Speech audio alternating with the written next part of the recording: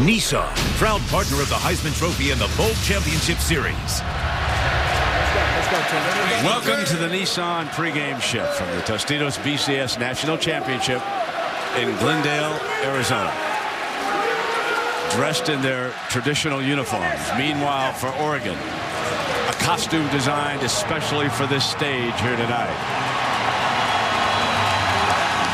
Chip Kelly, 2 years, has done a magnificent job, and here come the Ducks.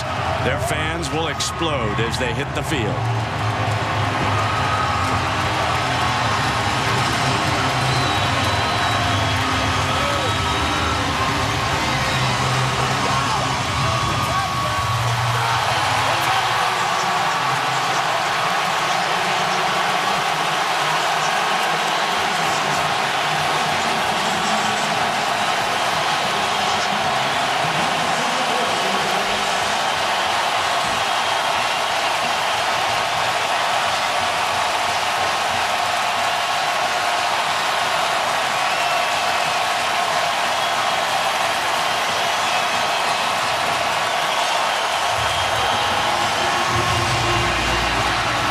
The SEC champions, Gene Chizik, also his second year.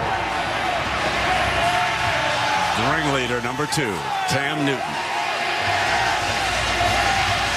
A smile that lights up an entire stadium when he takes center stage.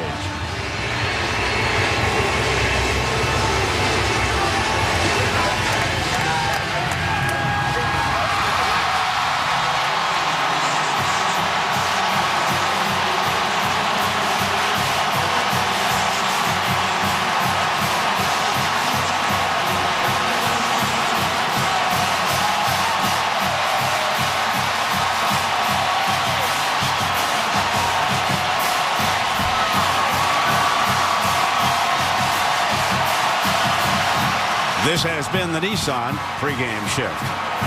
Well, it is that time. The time they've all been waiting for. The time we've all been waiting for. It's the 2011 Tostitos BCS National Championship game.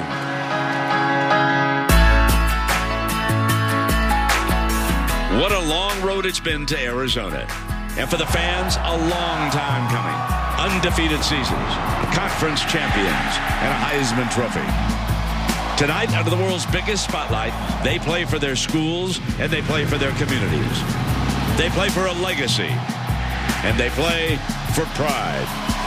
Don't let me fall, 'cause I'm gliding up there, oh so very high, that if the clouds were to drop me, then I'd fall out the sky. I don't really know why I'm here. I guess I'm just here for the ride. I swear it feels like I'm dreaming. It's vividly defined, yeah. So after all the preparation, after all the promotion, and all the hype, the time has come. Number 1 Auburn versus number 2 Oregon.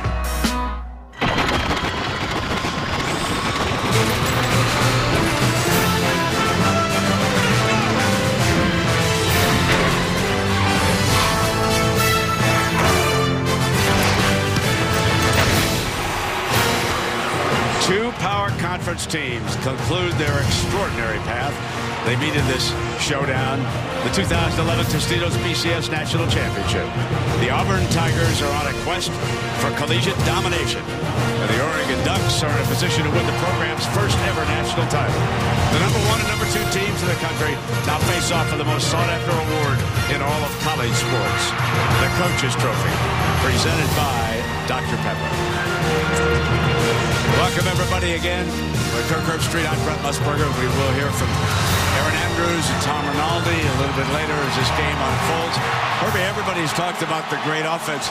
Is somebody going to stand up and play a little defense for us here tonight? Imagine being one of these defenses and being asked over and over, how are you going to stop the other offenses? These defenses are fired up. Nick Fairley leads the Auburn attack. It's been talked about a lot even tonight. The Auburn defensive line has to play well. One way to slow down Oregon is for Fairley and that defensive line to just dominate the line of scrimmage. Fairley's been doing it all year to SEC offensive line. It's one thing about Oregon trying to get the ball to the outside, but if they lose wants to battle up front to number 90 and company, it'll be a long day. That's why Oregon wants to try to get the Auburn defensive line tired. Fairley will really use power and speed to overpower the offensive line from Oregon. And I think if you're Oregon, you've just got to do a good job of trying to neutralize that strength with that tempo. Yeah, you know, one thing to keep in mind about Oregon is how strongly they played in the fourth quarter. They may not be as big as Auburn, but they were in shape, these youngsters. And they have great depth. They play 25 players on defense. They do a good job of rotating in and out. Casey Matthews has got to be able to step up and play well. They got a gang tackle tonight as a group. Well, it's time now for our coin toss, and our referee tonight for the Big Ten, Bill Lamagnier. Our Lee Corso is going to present the coin. Coach Corso. Bo Jackson and Oregon's Ahmad Rashad represent their schools. Captains, it's an honor to be here this evening. Tonight's commemorative of coin. The back side here with the logo is tails. The side with the helmets is heads. Oregon, your call. Tails is your call, gentlemen. Tails. It's come up tails. Oregon, you've won the toss. Right? You want to receive the football. Let's go when you defend. All right, swing around over here. Oregon here.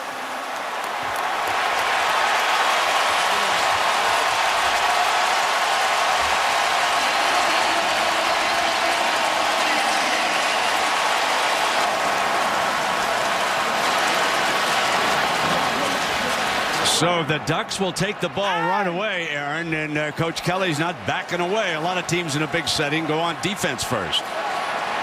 So much. Chip, let me ask you first, moments before the kick, what have you noticed from your guys that you didn't see last year in the Rose Bowl? I don't know. I can't think that far back. That's a long time for me. But what I notice right now is this team's focused. What part of your game plan are you most confident in? We're confident in all of it. That's why we're here. All right, let's send it over to Tom Rinaldi for more on Auburn. Thanks very much, Aaron. Coach Chizik, 36 days, practice, preparation. What's the one thought you want these players to carry onto this field? Hey, I want them to do what we do, Tom. We need to come out here and play just like we have the first 13 games. We're going to be fine. Thanks very much. Good luck tonight. Thank you. Brett? Thank you, Tom. So our great scene. You know how tough this ticket has been. I think that some of our favorite moments in all of sport, we get asked that question all the time, the moments just before a championship begins, whether it's football like we have here tonight or basketball. So let's just settle back and watch the Ducks, see what they can do as they return the opening kickoff against Avi and the Auburn Tigers.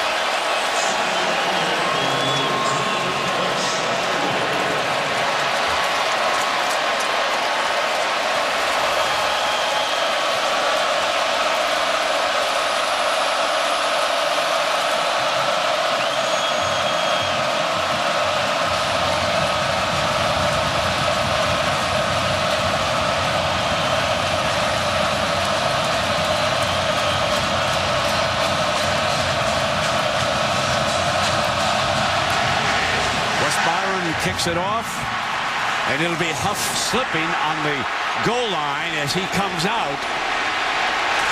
Slips again, and he is down around the 15-yard line. So slipping and sliding, and not real good field position coming up here in the opening series for Darren Thomas, Herbie.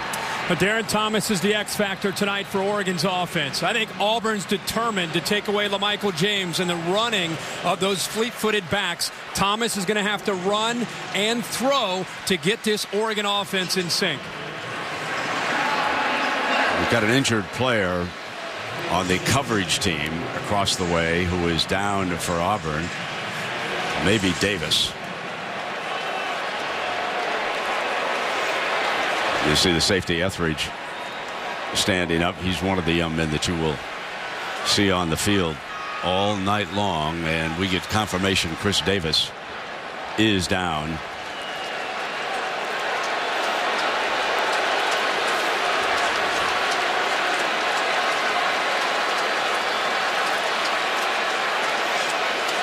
Chris Davis, as a true freshman this year, Brent, has really played a significant role in a backup position to Nico Thorpe. And tonight, because depth is an issue, could play a big role tonight.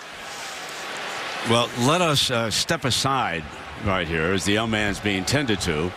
We'll come back. We'll update that story, and then the game will go on.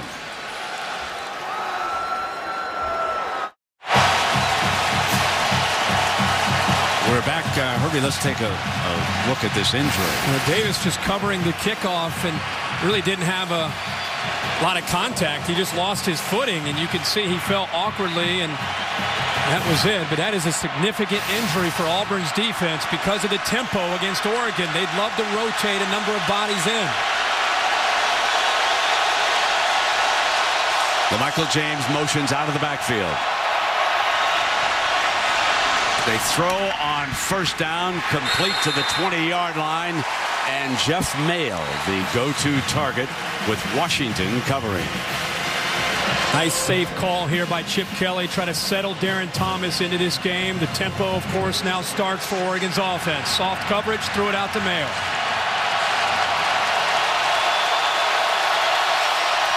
Barner.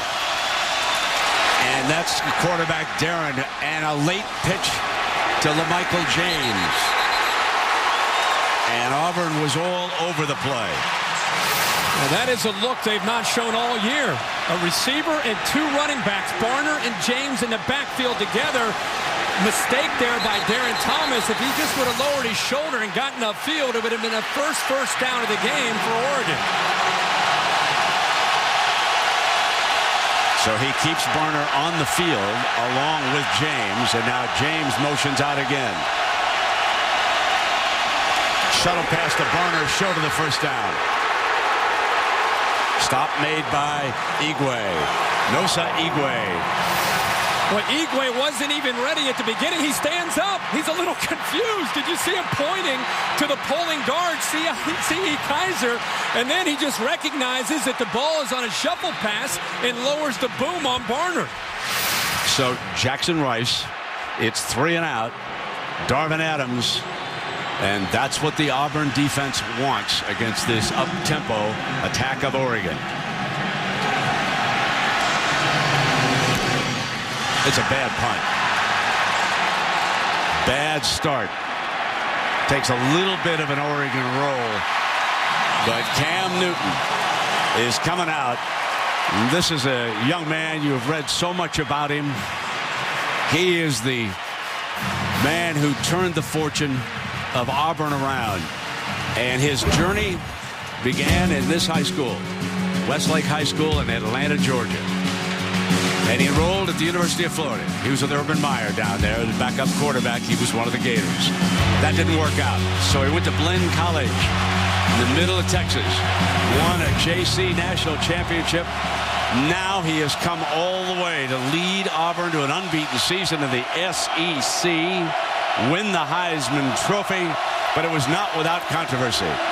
And McCaleb coming around, number 23, and on Auburn's first play, the jet motion comes around, and they've got a first down, Herbie. One thing that Oregon obviously is determined to do in this game is you have to start from the inside out, which means stopping Cam Newton running up the middle leaves you vulnerable to McCaleb on those jet sweeps to the outside. 15 yards for McCaleb. They bring him right back. And this time he is stopped. The defense ready. Spencer Paysinger. These linebackers are going to have to be active. Spencer Paysinger, Casey Matthews, Josh Cadeau, even Kenny Rowe, who will line up as an outside linebacker. 2nd and 10. There's that fake end around. Newton's hit. Ball comes free.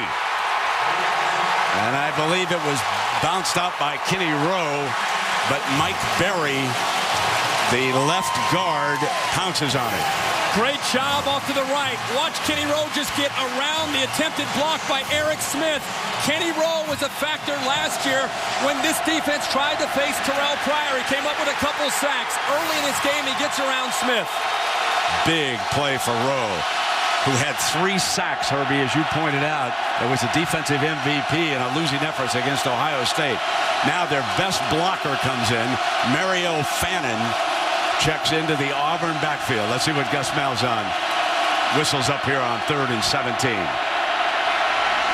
Far side, incomplete. Now, this is a story. Darvin Adams was being tracked by Cliff Harris. Nick Aliotti is going to trail Harris all game long with number 13. But Cliff Harris has got to read the eyes of Adams and get his head turned around and find the football. That time Oregon caught a break. The ball was just a little overthrown. Cliff Harris was beaten there on 3rd and long. Ryan Shoemaker in to punt. An alignment switch to see if they can get the Gunners down. Barner is standing on the 20-yard line. Line drive. Barner's got it at the 19. And he'll be sealed up by the coverage team of Auburn. Well, we were going to have a whole lot of points. So what happens? A little shaky at the offensive end. We'll be right back. The Tostitos BCS National Championship is brought to you by Tostitos, Lay's Classic, and Sun Chips. We make them natural. You make them fun. The all-new 100% reinvented Ford Explorer. Drive one. DirecTV. Don't just watch TV. DirecTV. The touchdown big box, only at Taco Bell. And Bud Light. It's the sure sign of a good time. Here we go. So the Ducks offense comes out under the roof for their second series. Herbie, it was a strange-looking offensive set a couple of times, I thought, for the Ducks on that first series. Yeah, they had a couple running backs and a receiver with the quarterback in the backfield again. Here it is again. And they come with a fake to Barner. Thomas going to keep it himself, and you give Fairley that much time, and down you're going. The logic is to bring the defense inside. As a spread offense, you'd think they'd want them sideline to sideline. Chip Kelly going all the way back to his 05 New Hampshire playbook to try to find a little wrinkle to offset Auburn's defense. Not working at this point. 2nd down and 11. Play action. Drops off a screen to James underneath. James explodes with that great speed. He does not need much of a crease. He is a great fit to this offense. Everybody thinks he wants to always get LaMichael James to the perimeter on the outside, but he shows great grit, determination, and acceleration in traffic in the interior of that defense. LaMichael James, hard-nosed runner, and he has soft hands, and he showed it right there. Now he motions LaMichael over to the left side of the formation. Going to come back in underneath, and juggling and holding on is DJ Davis. Davis has become more of a go-to receiver for Darren Thomas as the season progresses for Oregon. The more you watch the pace of this game and you look at that Auburn defensive line, keeping in mind that fatigue becomes a factor in the trenches, Darren Thomas's arm could be a real weapon tonight for Oregon against this secondary of Auburn. And Darren keeps it again. Cannot get the edge again, and Washington comes up to finish from the corner.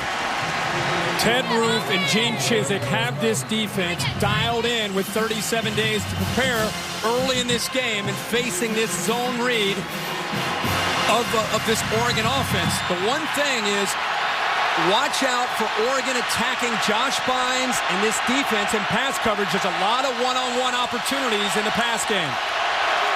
You saw defensive coordinator Ted Roof down on the sideline. Line holds up and intercepted by Washington. A diving interception off a deflection. They were trying to dump it off to Barner. This is why accuracy is so important. The ball is thrown high, off the hands of Barner. Sure, he could have made the catch, but Darren Thomas didn't make it easy on Barner. It goes off of his hands and right into the hands of Damon Washington for the first turnover of the game. So when we come back, again, Auburn will have favorable field position. But can they do anything with it? We'll find out. Welcome back to the University of Phoenix Stadium, and this aerial coverage is brought to you by DirecTV. Don't just watch TV, DirecTV. As seen in Glendale, Arizona, the crowd came very, very early. There were thousands of people here watching the buses arrive around 4 o'clock. And there you see Darren Thomas, who just served up that interception, warming up down the sideline. And now Cam Newton and the Tigers with their second series. McCaleb over to the left side of it. And Newton as a running back for the first time here tonight, and he's brought down by Casey Matthews. Remember, a big part of what Gus Malzahn as a play caller for Auburn wants to do is give you a lot of different looks and see how you respond. A great play by Casey Matthews, one of the leaders of this Oregon defense, gets penetration and makes the play. There's Gus on the far side, one of the creators of this wide open spread attack that has swept through the college ranks. Play action, guns it, interception. Picked off by Harris. A big play corner. Feast or famine with number 13, folks. Here's the view now from our DirecTV Ultimate Picture Cam, Herbie. Boy, what a great job by Nick Aliotti of mixing up the coverage, confusing Cam Newton and the wide receiver, Zachary. This time they sit back and do a good job with Cliff Harris, who was beaten earlier. This time, eyes on the football. And Cam Newton, I think, expected Zachary to cut that route a little bit shorter. And by anticipating, he threw the football. Zachary did not make the cut, and it falls again right in the arms this time of Cliff Harris. So we had a couple turnovers. Part of this national championship. Settle down and play the game. Barner in motion, gets the handoff. He crosses midfield. Craig Stevens, the linebacker, makes the stop, and Newton on the bench with a towel around his head. All this build-up and hype for these players for this national championship. We all can feel the buzz in the air. Now when you start to see them usually settle in and just start to play football. Handoff again on that end-around look, and helmets come flying. Barner was the ball carrier that time, and Mike Blanc made the stop along with Goggins. So already, Herbie, the twos are on the field for that defensive front for Auburn. Just what you've been saying, you got to have rested players out here. A big emphasis, obviously, for Auburn is rotating bodies up front and trying to keep Fairley and company healthy. This is the biggest and strongest defensive line that Oregon has seen, but they've got to stay fresh. Check the sideline, and you can see Josh Bynes, the ringleader of this defense, checking right along with the offense.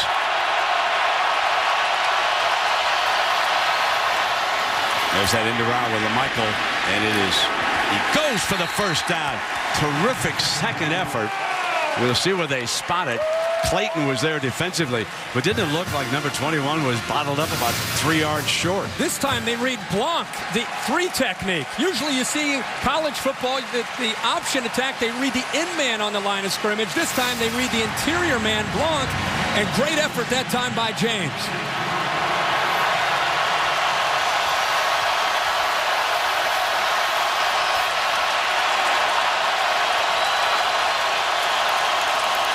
So a 1st and 10 for Oregon. We are scoreless in this BCS National Championship game. This is the nation's leading rusher carrying the ball, LaMichael James, and Lamagna comes in and makes the stop for Auburn. So far, if you are just joining us, and I know it's the top of the hour, we've had a pair of turnovers. Interceptions thrown by both Thomas and Cam Newton in this game. And you can see how we've had 2 struggling offenses so far. Now Darren Thomas Throws to LaMichael for the first down. This is something they worked on over and over in practice. LaMichael James is an excellent receiver coming out of the backfield. And there's that formation again. Just something a little bit different to make Auburn's defense think by using formations and motions, showing things they've not shown all year. It's making Auburn have to communicate. That time, a little bit of confusion and a nice throw by Thomas. Nick Fairley back in that defensive front. There's the option look with Barner, and Barner is going to be ridden down. Pretty clear tonight that James, who's had to carry most of the load this year because of the injury to Kenyon Barner, talked about it in the open. Now that Barner is healthy, he will be a big part of this attack. Has similar quickness and ability to burst upfield, just like LaMichael James. That way they can continue to rotate and at times play together to try to stay fresh and attacking this Auburn defense. Another Texas freshman on the field for Oregon, Josh Huff, number 4, as Barner has replaced LaMichael. Play action. Drops it off underneath. And a first down, Kenyon Barner. And for the first time tonight, one of the teams has made the red zone, and it's Oregon. And for the first time tonight, Oregon is getting their offensive flow right now, and Auburn is finally seeing what everybody's talking about facing this no-huddle, hurry-up tempo that Oregon runs. Defensive linemen breathing hard, hands on their hips. It's a long drive that they've got to be out there, and they can't substitute in. Barner motions out. Pressure, diving interception number 2, and that's by Zach Etheridge. But it was the pressure coming up the middle on Darren Thomas that forced this bad throw. Number 90, Nick Fairley, rolling in on him. He's been the leader of this defense all year, and this is one way to negate that tempo is he gets the pressure. Thomas is forced to throw the ball before Huff is ready to turn around and have a chance to catch it. And a good job by Auburn being opportunistic once again. They've been doing it all year, and this time Fairley with the pressure, and another leader, Zach Etheridge, with the interception. 2 interceptions here in the early going. 3 for the game as Cam Newton threw a pick with his last pass. Now basically a running play, that quick pitch outside, and that was to Emory Blake. That is Jeff Blake's son. Many of you who follow the NFL remember the remarkable career that Jeff had as a quarterback. Emory went to high school in Austin, Texas, and as the season progresses, he's been coming on.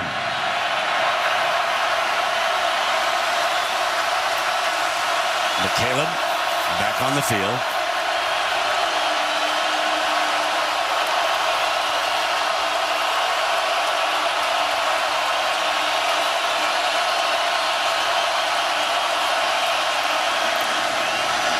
Play action from Newton. Has plenty of time. Adams underneath for the first down. And that stop was made by Lewis. It's a great job and example of Cam Newton not always having to look for the home run downfield. Adams coming from the left to the right on the backside. The patience this time by Cam Newton, allowing him to buy enough time and eventually find his open man. Oregon not getting enough pressure that time on Cam Newton. And Nick Aliotti has gone to his 2s in that secondary. McCaleb on a pitch. Short of the first down. He has run out of bounds. Cliff Harris, who intercepted that pass, was there on coverage. Brent, I apologize. Seeing McCaleb's speed out to the edge of this defense. He outruns pacing and gets to the corner. It's just a great compliment to what Cam Newton and Michael Dyer can do to the interior of the defense. It's just a little reminder that if you focus too much on the inside, they can get outside in a hurry. There's the read, and Newton going nowhere. So far, it's been a tough day at the office for the Heisman Trophy winner. So far, 37 days. Looks like it's paid off for both these defenses. And I told you, the emotion of the defenses. Oregon is sick and tired of hearing about Cam Newton. They were going to come out here and play with emotion. And the same could be said for the Auburn defense facing the tempo of Oregon. Safety John Boyette checks back in. He's number 20. He's the center fielder there on the left side of your screen.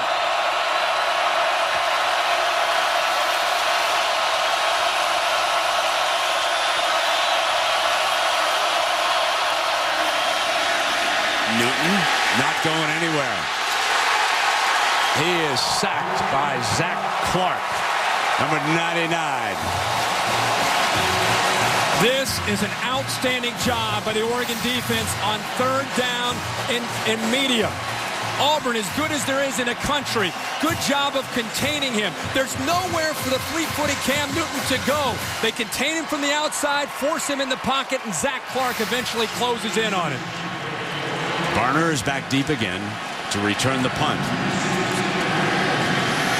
Auburn's had only 21 yards of offense here tonight. And Shoemaker drives Barner back to the 25-yard line. And he is brought down at the 28-yard line. So we'll take a break.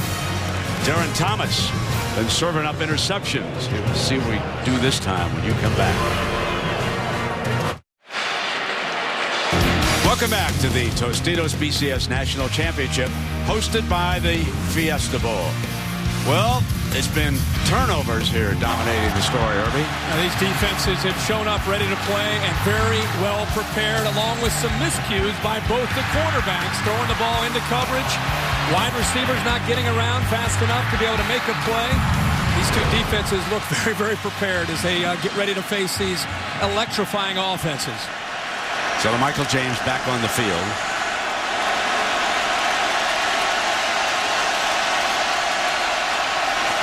And he gets the first carry for a couple of yards into the heart of that Auburn defensive line. Oh, man, what a rested duck we've got here tonight. I mean, he must be getting usually restless. He gets, what, 50 push-ups by now, right? Easily. Michael got the edge. And a first down before he is brought down by Thorpe. This is a good job of reading the blocks by James and a good job up front, getting the leverage that they need as an offensive line. They're overmatched up front, but that time Jordan Holmes, the center, did a good job of sealing. Play action. Thomas fires out to the wing and complete for a 1st and 10, 2-and-A. Well, he's playing in some pain tonight. They finally got him back. Tune shaking the coverage there by Etheridge, and that's the thing. If you're isolated one-on-one, you missed a tackle, and that's another 10 yards. They're finding things on the edge here, Hervey. They go to Paulson, number 42 that time, and that's about 7 more yards before Freeman, a linebacker, gets him out of bounds.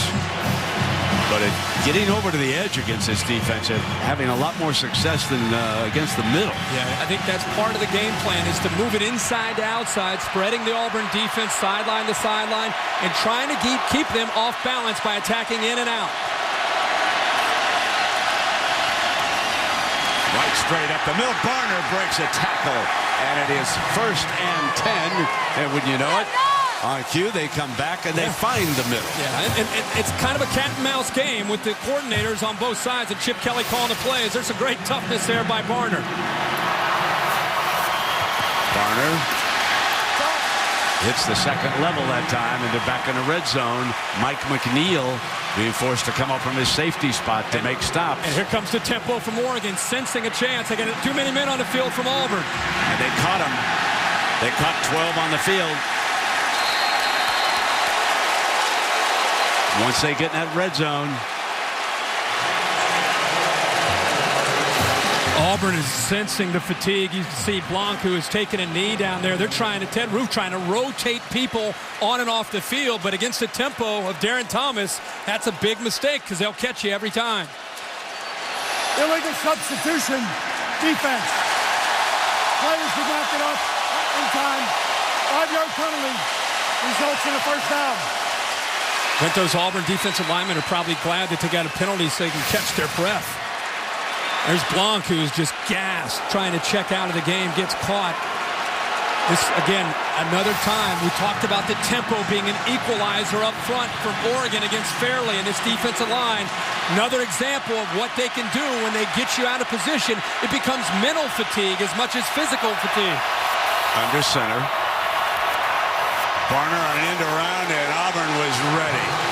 Rolling in that time was big number 49, Michael Goggins. Boy, he does a good job of getting upfield in a hurry. Nobody touched him. And Goggins is fresh enough. He doesn't care about the fatigue. If nobody's going to block him, at 6'3", about 260 pounds, gets upfield and senses that reverse and makes a great play. 2nd and 14.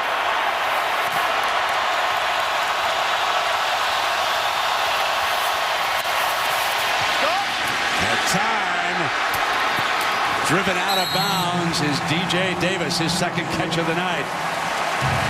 But he's down close to that goal line as we have come to the end of the first quarter.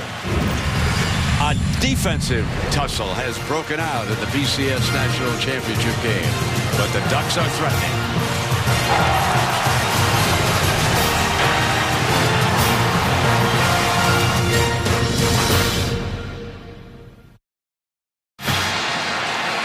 So we are back at Tostitos BCS National Championship. A scoreless first quarter, but Oregon threatening.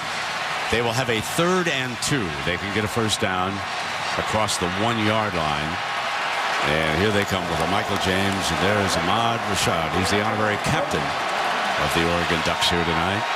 James in the backfield. Barner offset to the left in motion here. Darren is stopped by Nick Fairley, making his 2nd big hit of the night. This is a zone read, and they're reading Fairley. If he hands that off to LaMichael James, he walks into the end zone. A misread on this play by Darren Thomas. If he would have stayed on the ride a little bit longer, given it to James, he walks into the touchdown. The misread allows Fairley, who's unblocked, to come down and make the tackle on Darren Thomas. And Rob Beard trots on to attempt a field goal. Be a 27-yarder for the Ducks.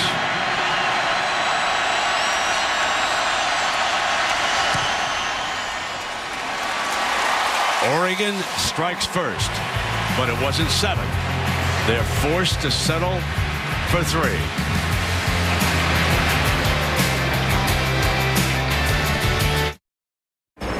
I'm Carl Ravitch. SportsCenter right now brought to you by Discover. A source close to LSU coach Les Miles has told ESPN's Joe Shad that if offered the job at Michigan, Miles likely would accept the job. Enjoy the rest of the game, and don't forget to join us for all the latest news on SportsCenter right after. While you were away, Darren Thomas was on the telephone to Mark Helfrich, the offensive coordinator upstairs, going over just what Herbie pointed out, that LaMichael could have scored a touchdown had he handed it off. Instead, he took a big loss. And now we'll see what Auburn can do, trailing 3-0 here in the opening minute of the 2nd quarter.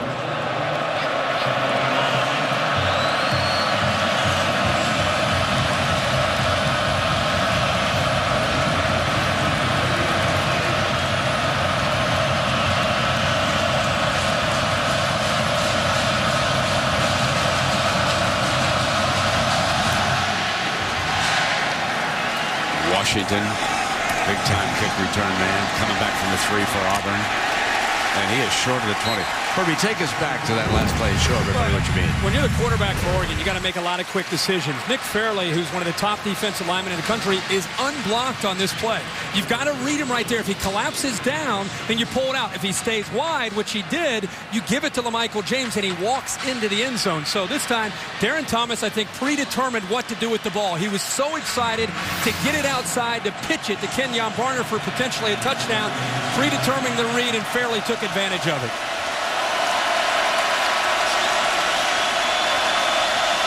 Now it's Cam Newton's turn, and he's been stymied. Only 21 yards of offense in the first quarter. There's Dyer, the freshman running back, and one of the best freshmen in the country, picking up 2-3 yards.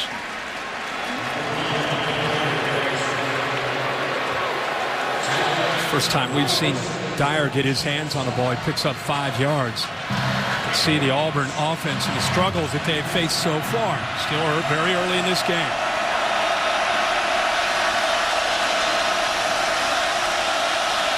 That's McCaleb, number 23 back there, Herbie, alongside Newton. Freeze call there by Auburn to try to get the defense's read. Dropping in underneath, and that's Zachary. Well, we want to congratulate Auburn head coach Gene Chiswick. He's been awarded the Home Depot Coach of the Year award, and certainly deservedly so. In his second year at Auburn, has taken the Tigers all the way to the BCS National Championship game. Now the handoff again to Dyer, and the freshman is making an impact. This could be the answer here to Oregon and their speed and aggression. Now Oregon struggling a little bit with their substitution pattern, but Dyer giving this offense a little lift here. Scott! Basically a run play on that pitch for a first down to Zachary. So he's had 2 quick receptions here, and Lewis comes up from his safety spot. Soft coverage. You're seeing this on both sides of the ball. Zachary is a receiver. They just want to get the ball to him in space, almost like a running back, as Brent said. Picks up another first down. Newton, strike to the middle, and a fine catch by Adams. What a great grab that was with Talmadge Jackson there. Well, Jackson was all over him, but typically Cam Newton and Darvin Adams are in sync.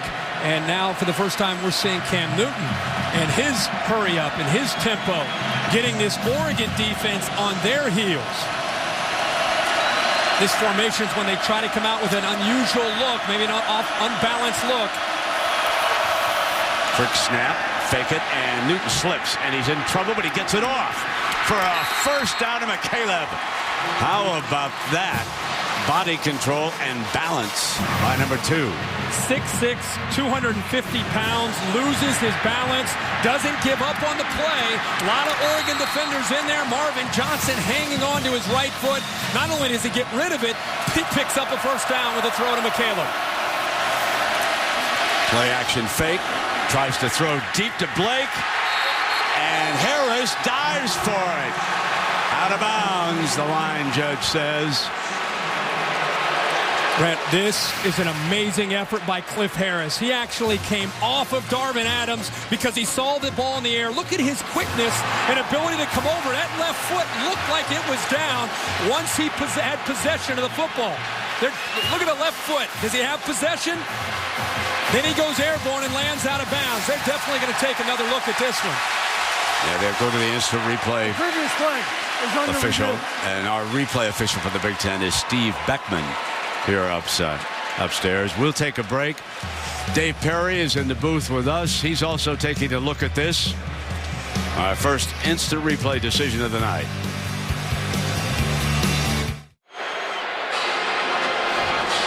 Herbie, possession is the issue here. He did not have possession all the way through. The right hand actually comes down, but they ruled he did not have possession of the football all the way through once he landed. After getting that hand down, it's the right call on the field, and it's confirmed upstairs. So it'll be second down and 10 for Auburn. They're at the Oregon 35-yard line, trailing by a field goal.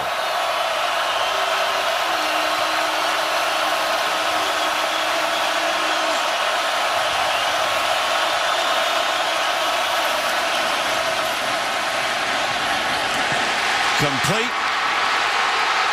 Touchdown, Auburn. Cody Burns, recruited as a quarterback, converted to a wide receiver, and the evening's first touchdown is Burns from Newton, 35 yards.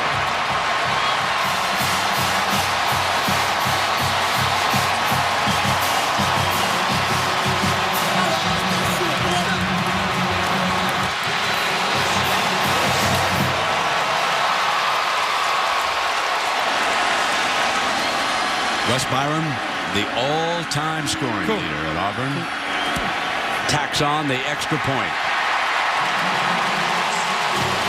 Well, when they attack you with McCaleb to the outside, and they get to the middle running the football, it makes the linebackers move. See Pasinger moving to the outside. See the seams, the vertical seams upfield for Cody Burns.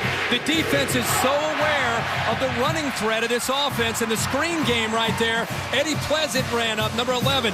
Paysinger ran up. And while they're running up, Cody Burns is running right by them with a vertical seam. And it's a great throw by Cam Newton. And Cody Burns, the former quarterback, makes a nifty move back to the inside, avoids John Boyette, and gets it into the end zone. But the attention to the screen game and all what Auburn does on the perimeter up front close to the line of scrimmage opened up that vertical seam. Yeah, indeed. And Herbert, bad angles taken by a safety on that play, too. And that's Cody Burns' first touchdown reception of the season.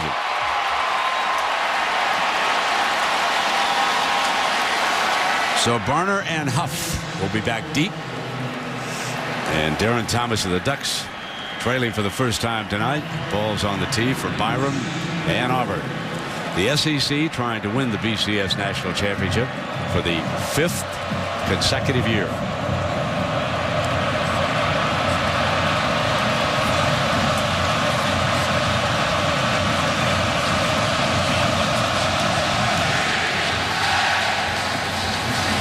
This is Huff coming out. Going to fake the end around, and they gave it to Barner, and he's down at the 5-yard line.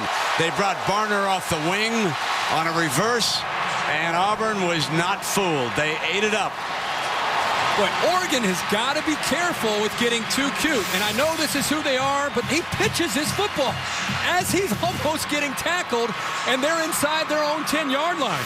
Eric Smith read it beautifully, Irby. He sure did. They're very fortunate that Eric Smith did not either jump on top of the football or knock it away. That was not a handoff, just a pitch. Well, Michael James.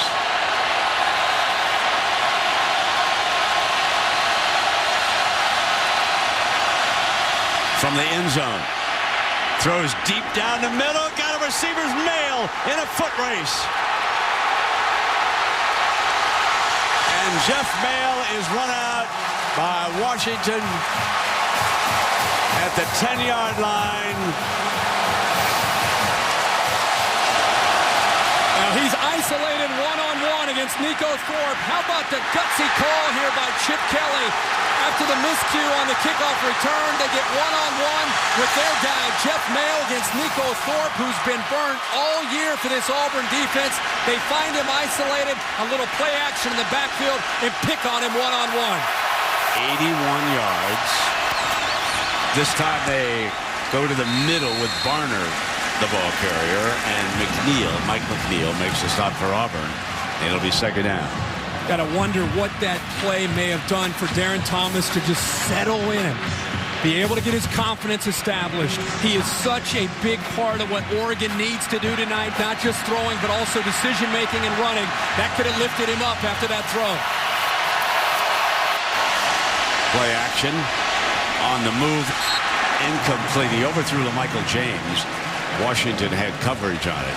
He was late and he was hesitant. We just talked about maybe what that big throw may have done to his confidence. He rolled to the outside. He had plenty of time to be able to make the decision. Remember, with the speed of James and Barner, as soon as they turn, get the football to them in space and let them do their thing.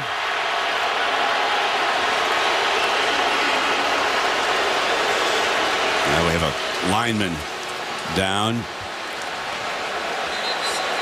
Carson York.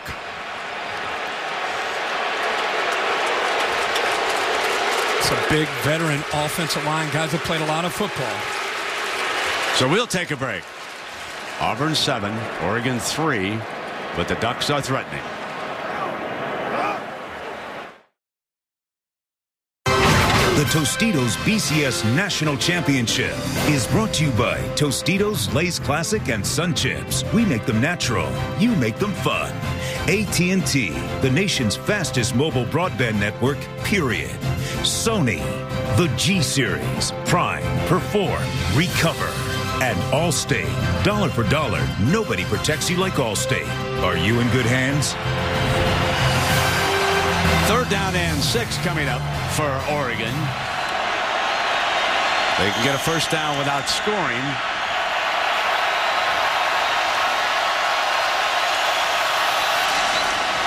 Darren Thomas moving the pocket, fairly in pursuit, throws back to Michael James for a walk-in touchdown. They baited that trap beautifully.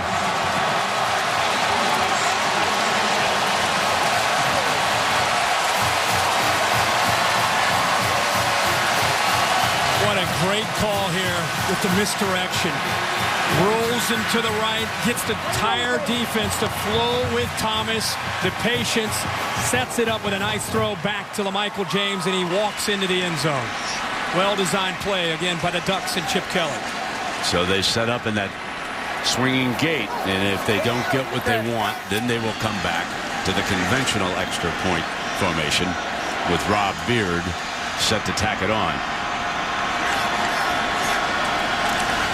They're still going to go for two. Option look to Beard. Beard dives end zone. Got it. Chip Kelly is flat out a riverboat gambler. You know, you may say, why would you do that? But it provides a spark. It creates momentum more than you may have already had after the touchdown. But what a drive by this Oregon offense. After the big pass play, Darren Thomas waits just to the right time to get it thrown to the backside to LaMichael James. Got the aggressive defense to flow off to the right. And again, look at James just wait. Igwe goes by, Fairley goes by. Fairley thinks he's got to play. Two offensive linemen leading the way, and it's very easy for James to be able to get into the end zone. The two-point conversion. I mean, you got a holder, and you're pitching the ball to a kicker here. And how about the confidence that Chip Kelly puts in his players in a national championship game by going for two and creating some buzz in this stadium that favors the Ducks. Let's have some fun, man. Oh, yeah. He's ready to do some push-ups now. So Oregon has been ahead twice here tonight. And now they go up by 4 points. So it is Auburn's turn. McCaleb and Washington are back deep. It is a high, short kickoff. Washington for the 20-yard line. Bounces off a tackle, far side. And out of bounds at the 31-yard line. This could be one of the more pivotal plays of the game. Pinned back deep inside their own territory. 1st and 10 from their own 7. Play action, freezing the defense. McNeil to safety just by pausing just a second. It gets the one-on-one coverage that Mayo wanted, isolated against Nico Thorpe, and eventually Washington catches up to him. But the courage to make that call after the fumble, or after the big loss there on the kickoff coverage where they had the reverse attempt set up, Auburn sniffed it out and put him inside their own 7-yard line. McCaleb. Basically that running play on the outside. And again, it's Zachary. That's his 3rd catch here tonight. Stop is made by Kenny Rowe. Outstanding defensive player for the Ducks.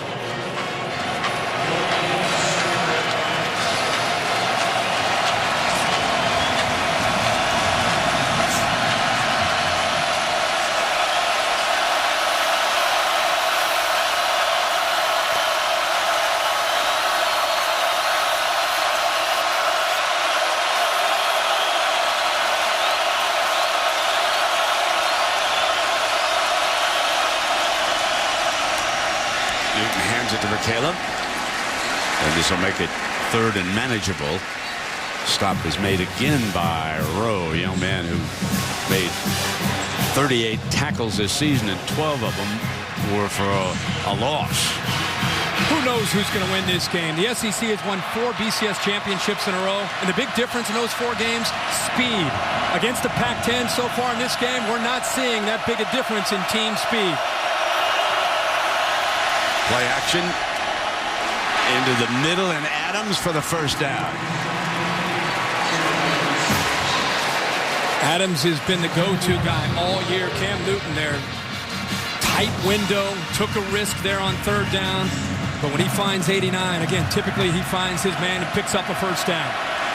Dyer back on the field, number 5. And they ride with the freshman again. Makes his way across midfield into Oregon territory. What makes this offense so tough to prepare for, besides having Cam Newton, all the different formations and personnel groupings, they make your defense constantly make adjustments and communicate, and they're looking for you to make a mistake to capitalize. So here's Dyer to the 45-yard line, where it'll be 3rd down and about 4. Stop is made by Boyette, the safety. Not only they give you all these looks with Gus Malzahn's offense, but they also attack you outside and inside and play action. It's a lot to deal with in a very complicated offensive structure. Fannon's a good 3rd down back. They can throw to him. He's to the right. Now he comes back toward Newton.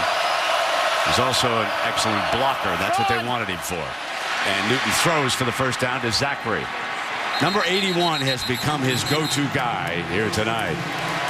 Well, it's 3rd down and 4, and look at the coverage by Cliff Harris.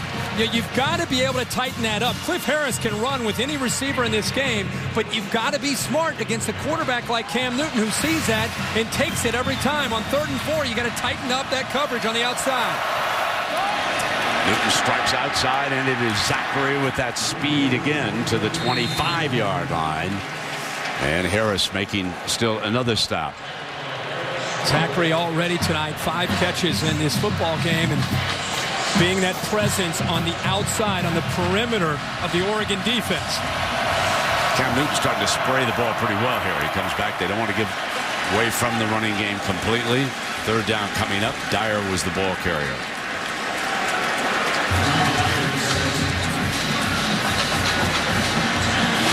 See Deion Jordan come out of that pile, and he's indicating to the ref that maybe somebody grabbed his face mask, but he was, looked like Zimba might have come in pretty high and got a hold of him with the face mask and clubbed him, knocked his helmet off. But Caleb is split out to the left.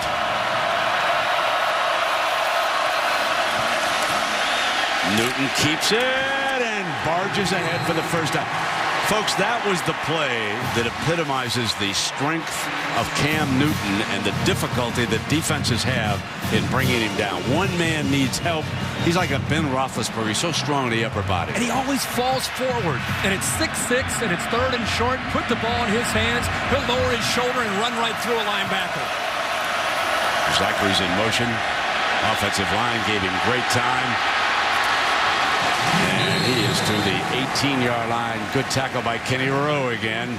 And here's the view from our DirecTV Ultimate Picture Cam. Great coverage off to the left. See Darvin Adams. He wants to get the ball thrown to the corner. Cliff Harris was able to sink in coverage, taking that throw away. And then Cam Newton is able to pick up at least a few yards. But a good open field tackle this time by Kenny Rowe out in space. A defensive end showing some nifty moves there as an outside linebacker. 2nd down and 7 in the red zone for the Tigers.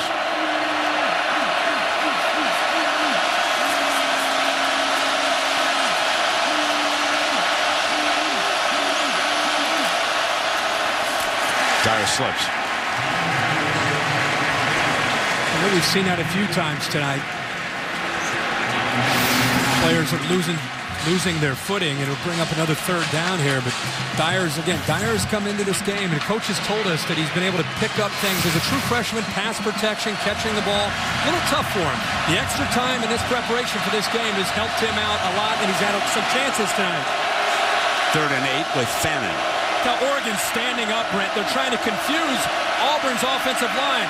The defensive linemen are standing up, trying to just play a little bit, again, cat and mouse game. Who's blitzing, who's not, trying to confuse the pass protection. Alioti's coming. Newton throws it, juggled, incomplete. Fannin couldn't hold on, and there's a penalty flag. We'll see if the rush man on the left side may have crossed the scrimmage line and was offside. We'll see about that. Kenny Rowe had a great first step, but let's see if it was legal.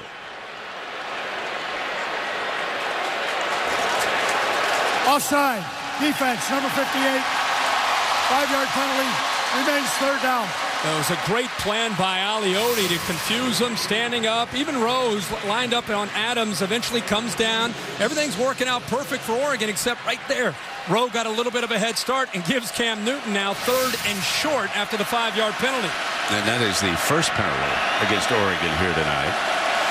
Cam and the Tigers need 2.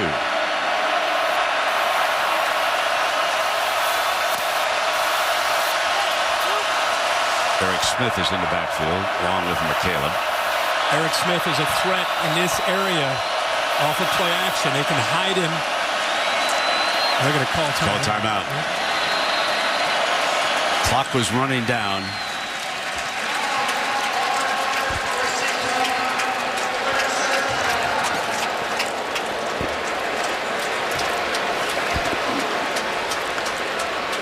Well, you know, I mentioned earlier, Herbie, the Cam Newton story and the controversial side of it. And I'm sure that many of you are aware that his father, Cecil Newton, who actually talked to the Mississippi State folks about having Cam go for, I think it was $180,000 was the figure that was used. Well, for a short time, he was ineligible, but the NCAA restored that eligibility, so that's why he's playing here tonight. But the father, Cecil Newton, not allowed around the program because the NCAA could not find any connection to Auburn. There was no evidence that the father had ever asked for money from Auburn. Cecil Newton is not here tonight. I think he's watching on television. He's in town. But the athletic department at Auburn and the Newtons decided that it was better for Cam if Cecil did not attend that game here tonight. And you know the pressure he was under during the season. Herbie, you talked about it a lot. I did, and I found it interesting. He and I were having a one-on-one conversation. He said his dad was actually his rock behind closed doors throughout that entire process. If he said it weren't for his positive energy, I don't know if I could have been as positive as I was. So here comes 3rd and 2. Cam will keep it himself for the first down. An unstoppable force. He's a tight end with tailback skills on 3rd and short, and he put it into his hands, much like Tim Tebow used to do in a different fashion. But the power to lower his shoulder and run through that defense. Remember, there's only 3 Oregon defenders as big as him on that side of the ball. Gone. Quick strike to the outside. Zachary short of the end zone. Boyette makes a stop, and Malzahn wants to move it now. When he does that, that means let's go tempo. He feels that he's got this defense back where he wants them. Zachary continues to be that threat on the outside, opening up the middle for the running game in the interior. The freshman Dyer, and he is short of the end zone. Thrown back. Zach Clark was in again on that tackle. Cam Newton on 3rd and short the last couple times. He's kept the ball in his own hands from the shotgun formation. This time they try to get it to Dyer. They're back once again on another 3rd down here on this drive. Are they going to go again with the big guy? Just try to run right over top of those linebackers and use that size to get into the end zone.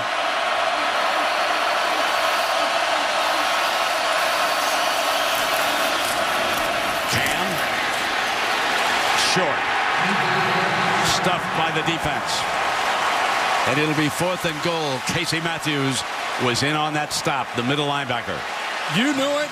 I knew it. Nick Aliotti knew it. The Oregon defense knew it. And Casey Matthews answered the challenge that time. We've just seen Cam Newton successfully on 3rd and short make plays. This time steps up. Matthews denies Newton the end zone, at least for now. They're on 3rd down. So on 4th down, they're going to go for it on 4th and goal. And Newton steps back, play action, incomplete. Threw low to Eric Smith, and the Ducks will take over on downs. They drew them in. Newton, he's going to run the ball, right? Boyette collapses down. Everybody thinks he's going to run it again, and he short arms a wide receiver, or running back anyway, out in the flat. Eric Smith is there for a touchdown. The ball is low, the nose is down, and it goes through the hands of Smith for the touchdown. So we'll take a break. The Ducks lead the Tigers. This year's AT&T All-American Player of the Year is LaMichael James from the University of Oregon. On behalf of AT&T, we'd like to congratulate LaMichael James and thank all college football fans out there who voted. The AT&T All-American Player of the Year is determined by the fans.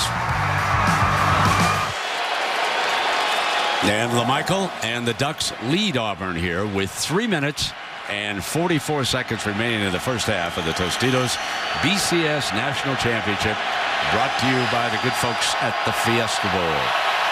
So operating out of their end zone. Remember that 81-yard pass to Jeff Mayle. Inside shuttle pass to Barner.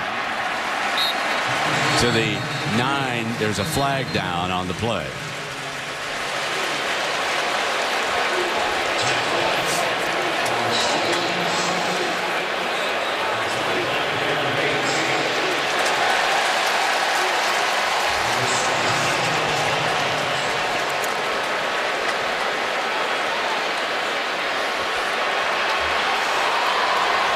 Illegal motion, offense, half the distance to the goal, still first down. How about the gutsy call by Chip Kelly? The snap's off to the right. Darren Thomas is just holding on to it, trying to get a grip on it, and then the shovel pass in his own end zone. They'll watch out for 90 here. Reaches out of the end zone. Safety is a signal by the line judge. The line judge coming down signaled safety. Well, Michael tried to extend out. Take a look. Well, this defense was in attack mode this time for Auburn. Mike Blanc from Pompano Beach, Florida, is making the stop for Auburn. The key here is the entire football has to be across the line. The entire football has got to be across the line. Blanc gets the penetration, which is the key. It's a good effort there by James, but I don't think he got the entire football across that line. Yeah, clearly he did not. Wow. What a great play by Blanc. What the defense, you could just feel it. They're pinning their ears back. They saw a different formation. Looked like they might be conservative instead of taking a chance, and they attacked that Oregon offensive line. Big play there by Blanc. Yeah, Blanc was a big-time player, Herbie, at Deerfield Beach. They went to the state championship game, Class 6A down there. So the Miami Hurricanes certainly would have loved to have kept the big fella in Florida. And he makes the safety tackle, and it is now 11-9. And, of course, the Auburn Tigers will get it back after the safety. 3:26 to go in the national championship in the first half, and it's 11-9. And the team with the 9s got the safety. Right. That was crazy.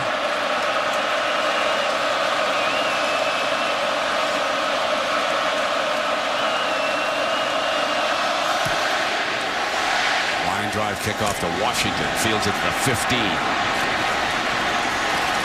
He's down at the 34-yard line. So coming up on the Chevrolet halftime report, Chris Fowler, Desmond Howard, and Urban Meyer will break down the first half, including a very special tribute to military families that took place on the field before the start of tonight's game, made possible by Tostitos.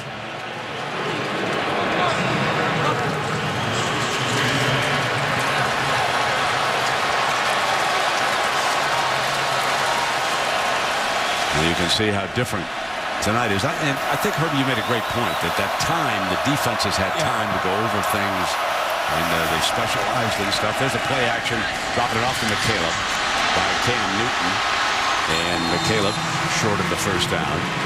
Stop is made by Pasinger. Gus Malzahn telling us this week that we expect Nick Aliotti in Oregon to blitz and blitz a lot. And we've got to make them pay for that. Early in the game, Oregon had success. Tide's beginning to turn here a little bit for Auburn's offensive line and Cam Newton.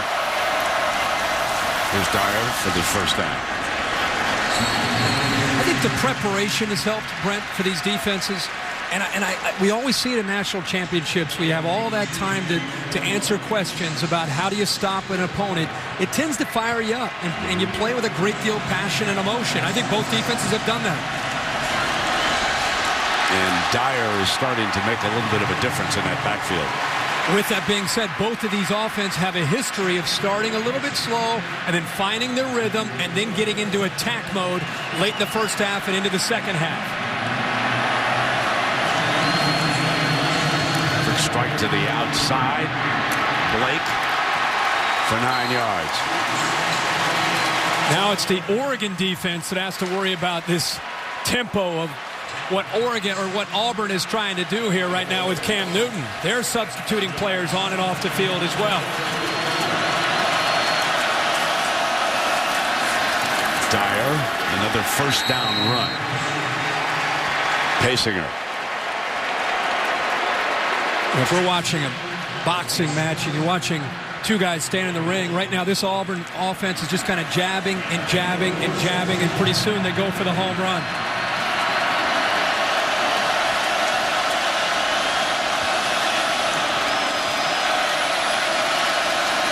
Cam Newton getting the confirmation from Gus Malzahn based on the look that he sees from Oregon's defense.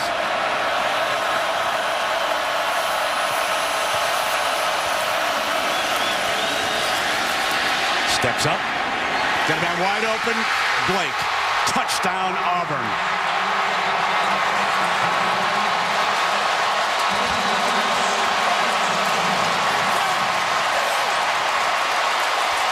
Just what you said, Herbie. Jab with Dyer, jab with Dyer. Exactly Come right. down the field to Blake. Exactly 30-yard touchdown. That's what they do. They just kind of take a little shot with Dyer, get it to the outside to Terrell Zachary, get you thinking about this and about that up close, and then eventually they make you pay for it because you're too committed close to the line of scrimmage and they get behind you. Byram tacks on the extra point, and Auburn has regained the lead. This is a good job by Cam Newton of feeling the pressure. A twist up front allowed Zach Clark to come free. And because of the size of Cam Newton, he stepped in front of it, showed his strength, and then makes the throw downfield. Now here's an outside linebacker, really a defensive end in Kenny Rowe, who's out in the flat against a wide receiver in Emory Blake. A little wheel route to the outside and then down the sideline. Once Cam Newton was able to avoid Zach Clark, it was a very easy throw for him to make it to a wide open Emory Blake behind Rowe.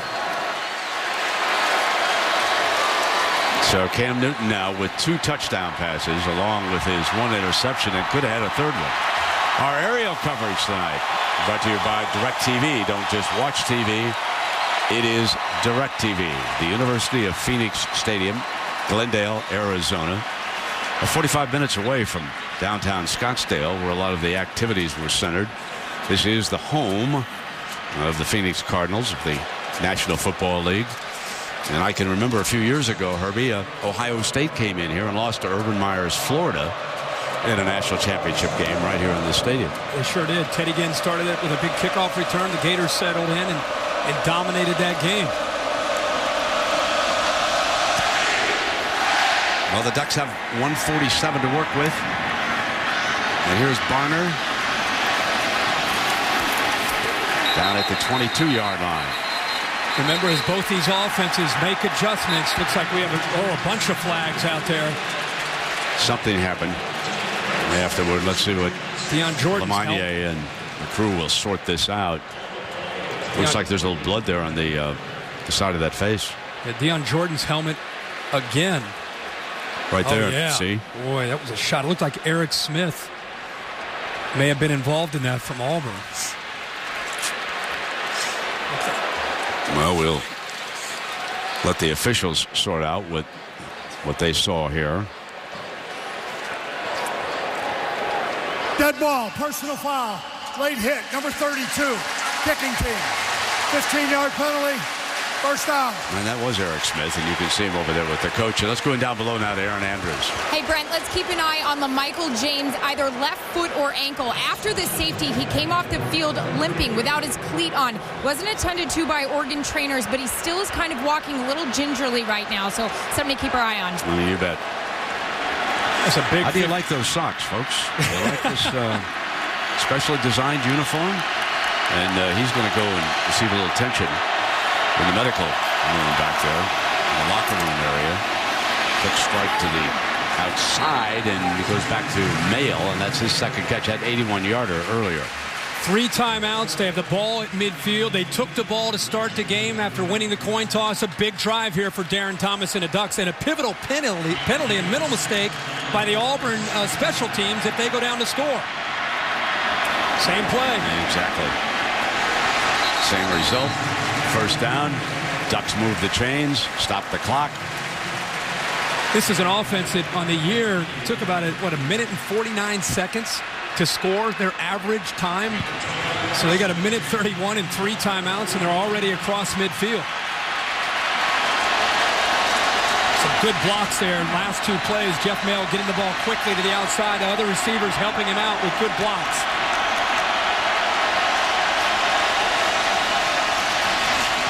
Thomas, far side, incomplete, and Michael James circling out of the backfield. I'm not sure he even saw the ball. He did not. He's got to get his head turned around. One of the things Aaron Andrews heard from Chip Kelly early in the game, telling the receivers and running backs, when we throw the ball, get your head turned around. These guys up front from Auburn, they're not messing around. We need you to get to your route, get to your spot, turn around, and be ready for the football. 2nd and 10. Quick strike. And that is Davis again.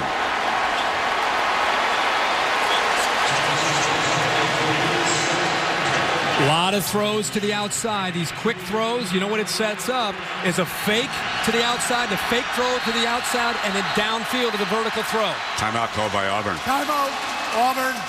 Second team timeout.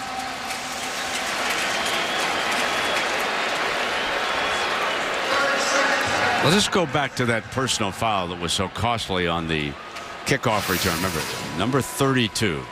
Keep an eye over there. Back in the back there to the left. He goes after, boy, he's lucky he didn't get thrown out of the football game.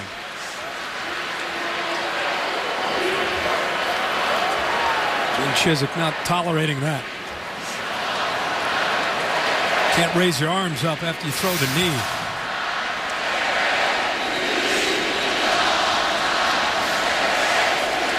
Well, celebrating its 6th year sponsoring the Good Hands field goal nets, Allstate makes contributions to participating university general scholarship funds for each field goal and extra point kick.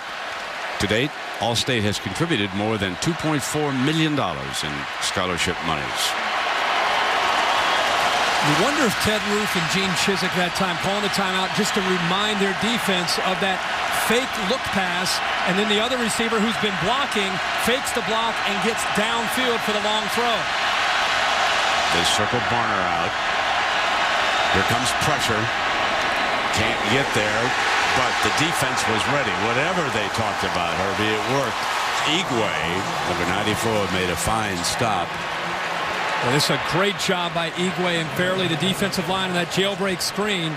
You've got to be able to sniff that out, which is exactly what they did, and bring him down. Wonder why Auburn might not call a timeout here to get the ball back with more time if they stop him. 4th and 10. Come on. And they did. Just on cue, Herbie, they went to that timeout. They realized that they could get the ball back and perhaps get down the field. Remember, they've got outstanding kicking game with Byram. So, Herbie, let me ask you, what has surprised you so far about what we have seen here tonight? Well, I think coming in, I really expected the two defenses to play pretty well. This well, I don't know. I think what will happen is I think Gus Malzahn from Auburn has got a feel and a little bit of a flow now for how Oregon's trying to defend him, and he's going to be able to draw up some plays on how to attack them in the second half. And I think the same could be said for Oregon and what they're trying to do. Neither running game's been able to get going. Oregon right now, 38 yards rushing. We're almost through a half of football, and they have 38 yards rushing. They're losing the battle up front, and I think that's an adjustment that Chip Kelly's got to make. You've got to get Oregon's running game, even if it's outside, more of a factor, and then you can get the passing game going a little bit more balanced. So now Oregon will punt it away. Adams is back deep.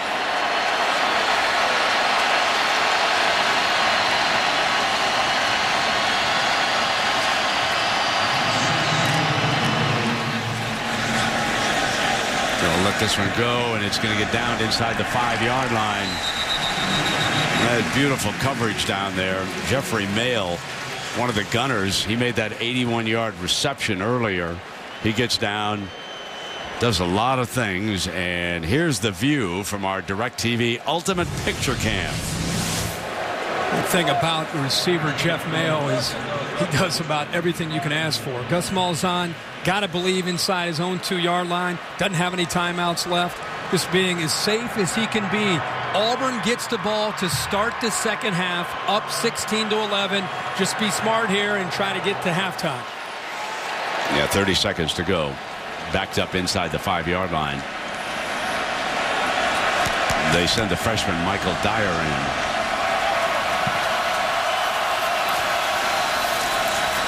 And Dyer gets it out easily.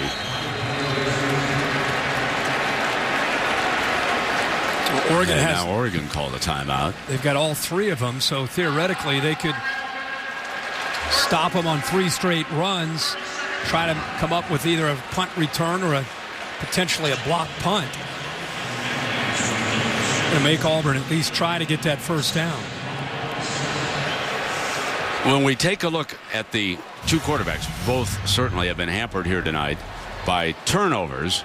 But Newton has come on strong here in the second quarter. He sure has. And I think it's because, the flow of the game has changed. It's allowed Auburn to get some plays out on the outside, some simple throws, but also they lulled him to sleep and hit a home run. Same can be said for Darren Thomas. Both these guys early made some mistakes.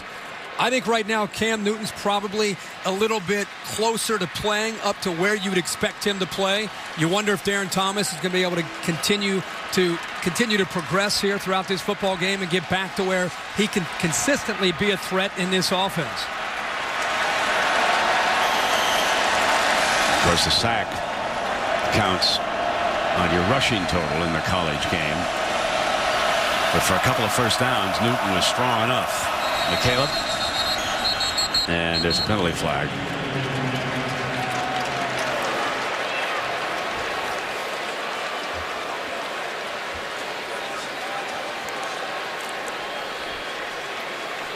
It looked like Brandon Bear maybe jumped the count there from Oregon. Offside with contact. Number 88 defense. A 5-yard penalty results in a first down. Clock operator, 25 seconds, please. Thank you. Brandon Bear, fine defensive lineman for the Ducks.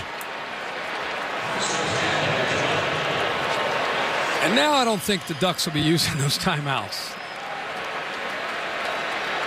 Well, they just want to, both teams probably will just want to get to the half here and make their adjustments. Get ready for a wild second half. Both teams have a history of scoring a lot of points and dominating the second half.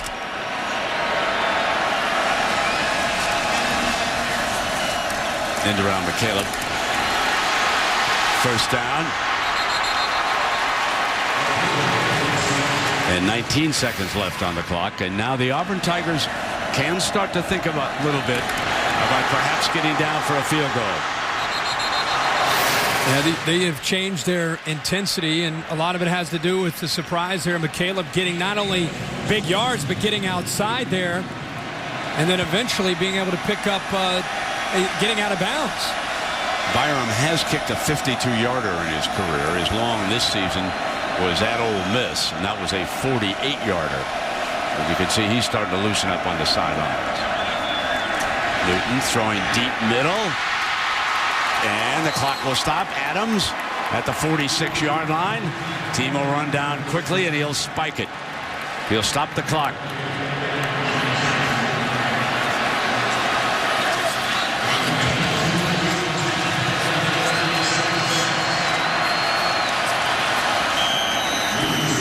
Seconds left. You mentioned the adjustments and what are we seeing here? Wouldn't you agree that Gus Malzahn, one of the adjustments that he's doing is he's finding these vertical seams with its one safety in the middle of the field, John Boyette, who's sitting back playing center field, and what they're doing is they're sending these receivers right into the seams, and again, Newton is showing great arm strength and being able to put that ball in there in between coverage. Now they've adjusted here. They've got two safeties back here, back in coverage.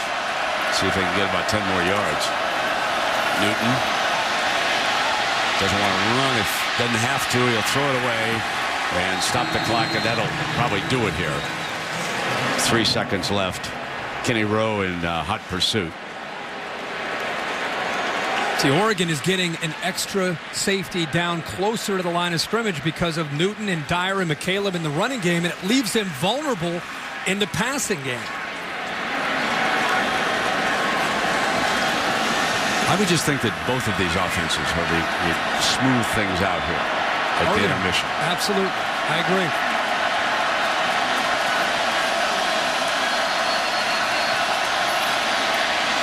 Newton bounces it to the right, gets a block, and he's going to throw it down a la South Carolina. Incomplete, though. Not the same result.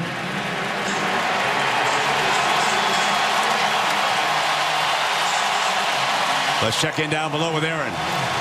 Not much production with your running game in the first half. What do you stress to your O-line to get it going? We got to block their front four, and we knew that going in that they were really good and real strong. So and that battle up front between our O-line and their D-line. All right, thanks so much. Listen over, Tom. Coach, so much talk about Oregon's offensive tempo. How would you assess how your defense has handled it? I think they're playing great. We've given up one big play right now. Our guys are focused. They've been ready to play. They were ready for this challenge, and they'll be ready the second half, too. Good luck in the second half, Coach. Brett? All right, Tom, it's halftime here, the 2011 Tostitos BCS National Championship game. We're going to be right back for the Chevrolet halftime report. Chris Fowler, Urban Meyer, and Nick Saban coming up.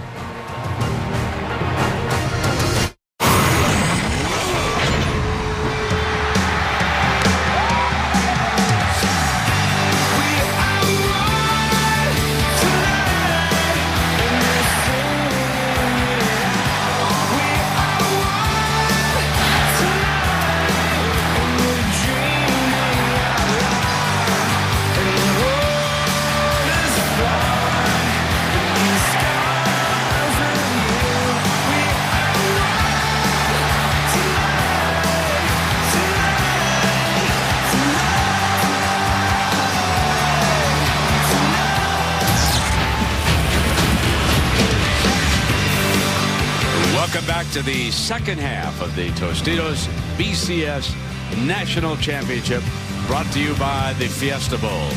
You look down on our stadium, a buzz, no one leaving. Auburn and Cam Newton lead Oregon and LaMichael James by 5 points as we get ready to start the third quarter. And keep in mind that Auburn will have the ball to start the half. So, Herbie, what do we make of what's ahead of us here, lad? Well, I think, first of all, Auburn, I think we all sense that Auburn's offense really started to find themselves there in the second quarter. I think it's important for Oregon to continue to not worry about their stats when it comes to running the football. If you're getting beat up front, you've got to be able to get the ball out on the perimeter, whether it's running or passing. But I think we're in store for a very exciting second half where both offenses make the adjustments and really start coming after these two defenses. So we shall see what adjustments were made. Ran into Nick Aliotti, who was coming back into the box, the coach's box. I was getting ready to say, great. You know what he said? How we doing? Great first quarter. Second quarter got a little shaky there. Exactly. So Newton ready to go to work. And the big fella.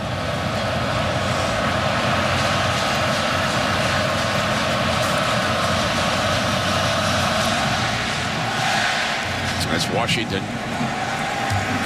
from the 5. Cuts back to the left. And he is out of bounds on the far side, about the 28-yard line, as we take a look at tonight's Taco Bell touchdown spotlight. One of the opportunities Cam Newton had in the first half was isolating his wide receiver, Emory Blake, against defensive end outside linebacker Kenny Rowe. The good thing Cam does here is step up away from the pressure from big Zach Clark, and he just throws it to a wide open receiver. And again, when you get a wide receiver matched up against a defensive end, that's a mismatch. You have to take advantage of it, and that's what Cam Newton did there in the second quarter. So Newton brings the Tiger offense out.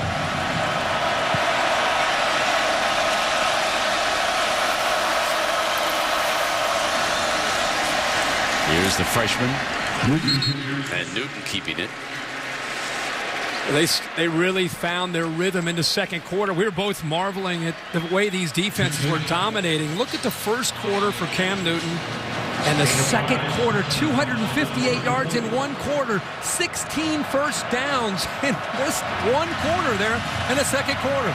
Lutton Kirkin, number 43, on the field for the Tigers. He's been a little bit quiet tonight. Eric Smith was shaken up on the kickoff return and is off right now.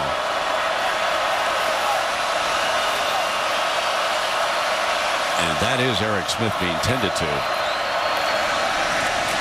Newton steps away, Going to take off, dive for the first down. I'm not sure. He's not going to get it. He's about a yard short.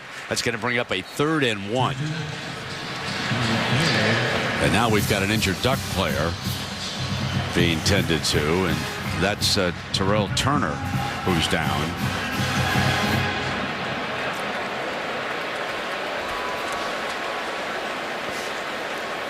Cam is wincing. Yeah.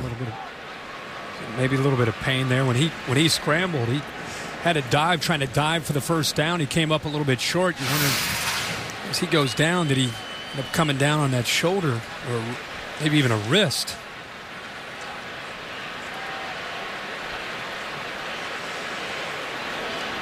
Turner also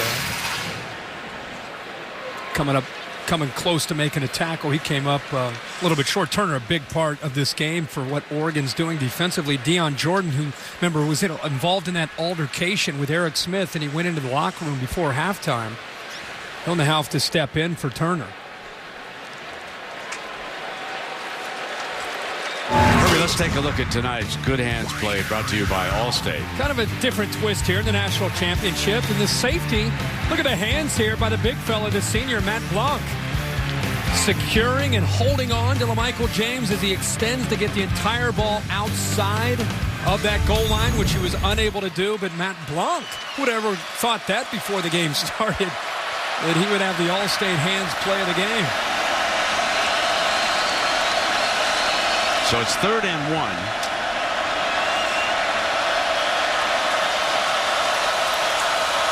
Eric is back on the field. Newton for the 1 and a first down to the 40-yard line. You mentioned you saw Nick Aliotti, the Oregon defensive coordinator, there at half, asking you how are we doing. And I think I talked about it late in the first half. Oregon has to try to commit an extra guy, an extra safety down close to the line of scrimmage to stop the run. And when they do that, Cam Newton is going to throw, and vice versa. When they sit 2 safeties back, they're going to run. Here's Dyer. And he battles for about 4. Kenny Rowe hanging on. First touchdown tonight was scored by Cody Burns on a 35-yard pass, Herbie. From Newton, that was the first of 2 touchdown passes he threw, but then he missed a wide-open receiver that would have been a 3rd one.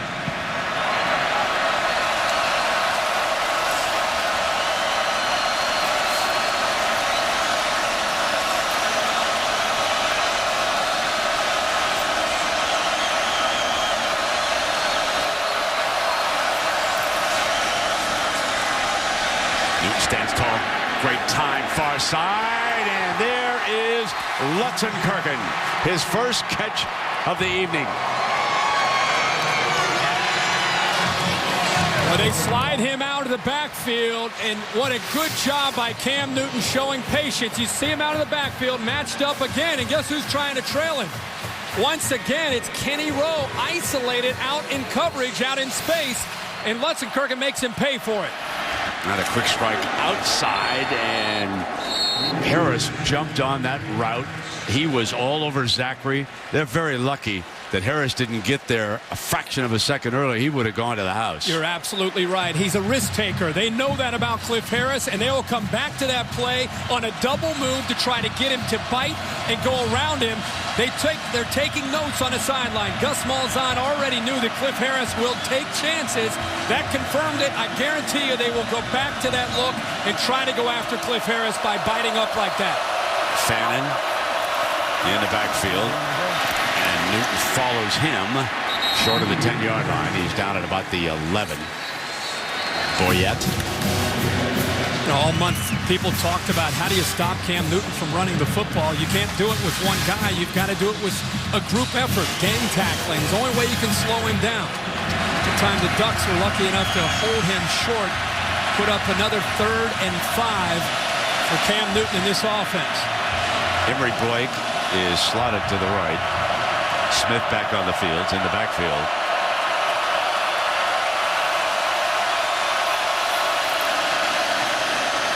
There's that little play-action fake, and incomplete. Cody Burns was over there in that area. And again, Auburn settles for a field goal. That's a big stop for Oregon. After the way the first half ended, the way the flow of this game was going, for Auburn to come out and have some big plays here, move quickly into the red zone of Oregon to force a field goal, that was big. I think we got a shot of Malzahn, and he was not throwing bouquets at Cam Newton down there either. This is a 28-yard field goal. Good. And so it is 19-11. But it is still a one-possession game for the Ducks. It's their turn when you come back.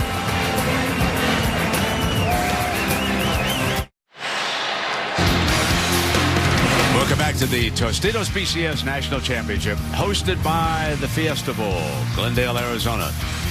Home of the Arizona Cardinals in a beautiful dome stadium here, jammed to the rafters. It was a tough, tough ticket. There's Malzahn and Newton going over something, and Coach was not happy with his quarterback during that last drive, and so now he's coaching him up on the sideline.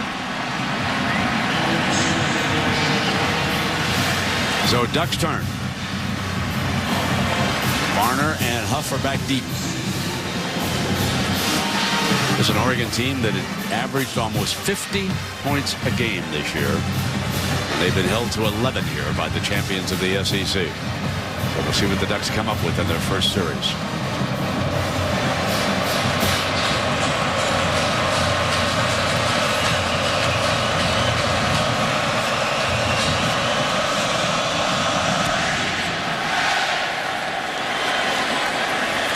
Comes Huff out. Yard in the end zone. There's that end around look again, and he keeps it. And that time they were faking.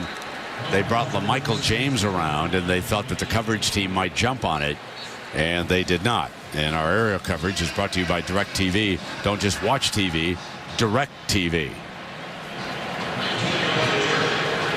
So 19-yard return brings it out just short of the 20-yard line. And Herbie, here comes Darren Thomas. Darren Thomas's arm has been a big factor for Oregon. Oregon has not been able to run the football as much as they're accustomed to doing, so Thomas has had to throw it. They're going to try the running game right away with LaMichael James carrying it, and Igwe makes the stop. I don't think they're going to... Oh, we got another penalty here. Flags are flying.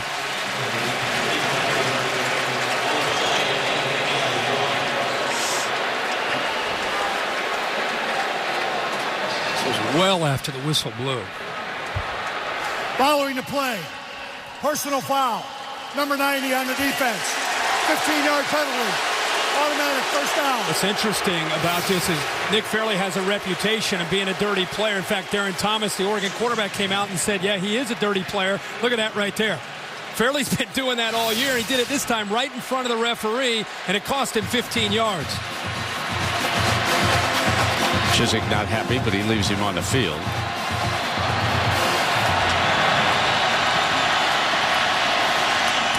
Quick strike. 2-A.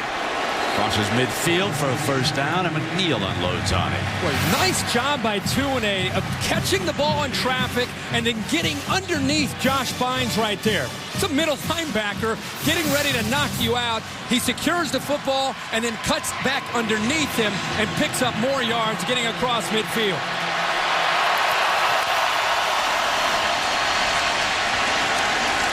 Well, they look determined to use a running game. They come with LaMichael again.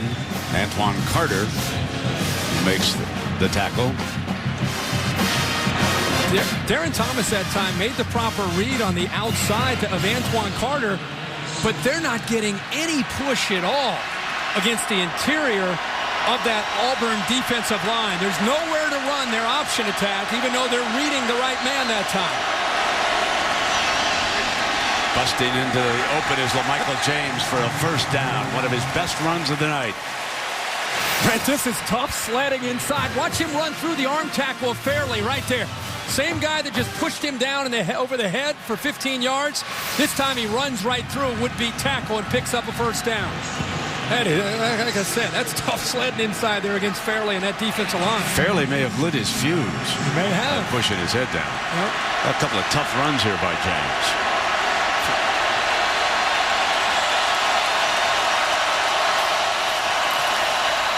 We're going back to the old basics, and Darren is sacked from behind by Fairley. Number 90 rolled in again.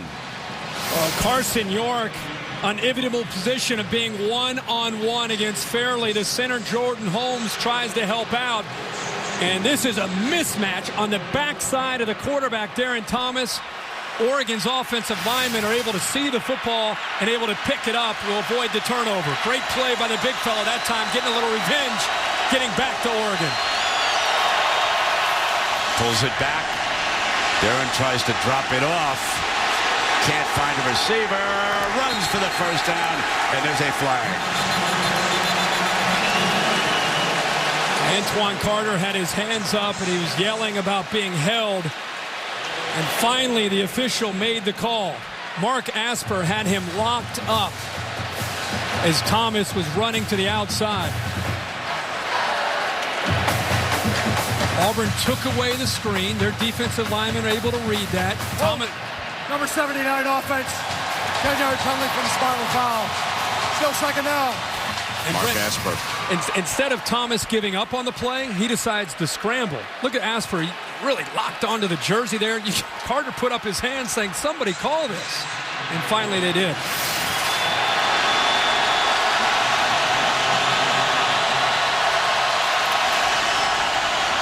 On 2nd and 16, an inside running play with Varner.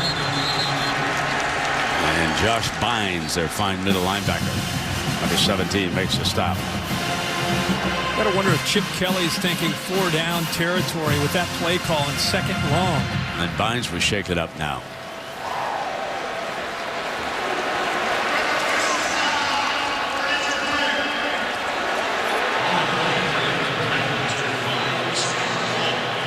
There's Bynes going over to the sideline with the trainer.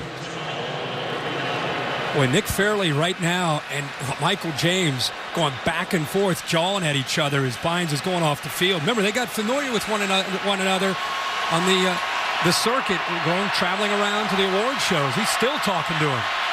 And a freshman, Jake Holland, has checked in as the middle linebacker for Auburn. He's number 5. Jordan Holmes getting square with the quarterback. Pressure coming. Thomas drops it off underneath the Mail. Mail slips. Can't get his footing. How about this? Instead of rushing Fairley and Blanc, two of the enforcers, they drop him back in coverage. Look at Fairley dropping back in coverage. Fairley's dropping like a linebacker with a zone pressure look. And instead of coming after the quarterback, they try to confuse Oregon's offensive line, and Fairley ends up making a play out in space against Mayo. Jackson Rice in the punt. Darvin Adams is back deep.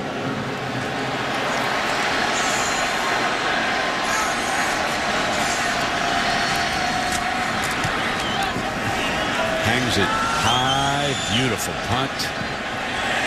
But it rolls on into the end zone. Auburn football on the 20-yard line when you come back. They lead it 19-11.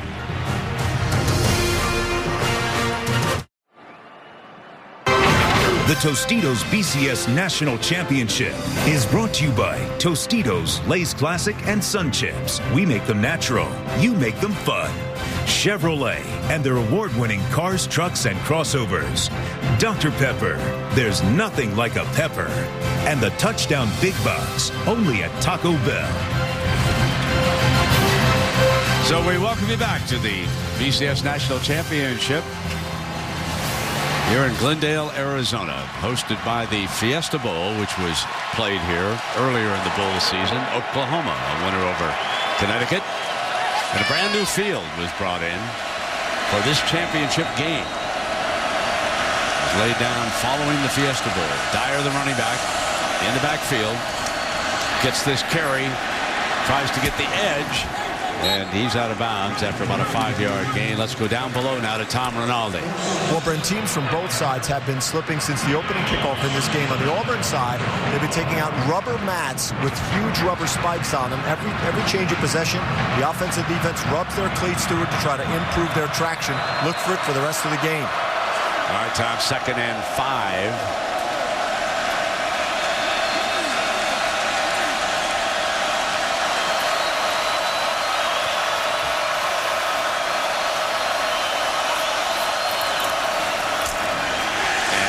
Newton is wrestled to the ground. Deion Jordan steps in for Terrell Turner, who went out earlier. He comes down, makes it very, very tough. That's a read for Cam Newton. He's trying to figure out if Jordan is going to take McCaleb or take Cam Newton. He had such acceleration that he disrupted the play before Cam Newton had any chance at all to read.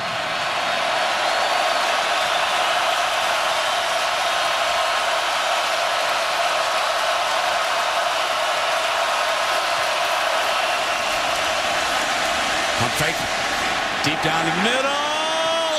He overthrew Adams. Adams had a couple of steps on the defensive backs. He would have cruised into the end zone. You knew, Brent, that the double move would eventually become a factor. 3rd and long, and Eddie Pleasant is going to bite on the inside move by Darvin Adams right there. He accelerates right by him. Pleasant's out of position. And if he puts just a little bit more air under it, Darvin Adams has another big touchdown for this Auburn offense. Now they're going to try Harris as the punt return man against California in Berkeley. Oregon was struggling, and Harris took a punt to the house for a touchdown. Sophomore out of Fresno, California. Beautiful punt. And out of bounds. Didn't get a shot. It'll be 1st and 10 at the 27-yard line when you come back. This telecast available in 3D on ESPN 3D, brought to you by Sony. And the fans here at the Bud Light viewing party outside the University of Phoenix Stadium are experiencing the latest technology firsthand. Keep those glasses on if you want to see it in 3D. And there's our 3D camera, right eye and a left eye. There you are. Full set of 3D cameras covering it here tonight. So here come the Ducks. And LaMichael James cuts behind Darren Thomas, lead blocker. That was something. LaMichael was motioning to Darren to get out in front of him and pave the way for him. And LaMichael had an alley. Great vision, great patience. Just a good job of cutting back the play design to the right. Thomas willing to get downfield. He picks up a block on Mike McNeil. Now they come right back with the running back again.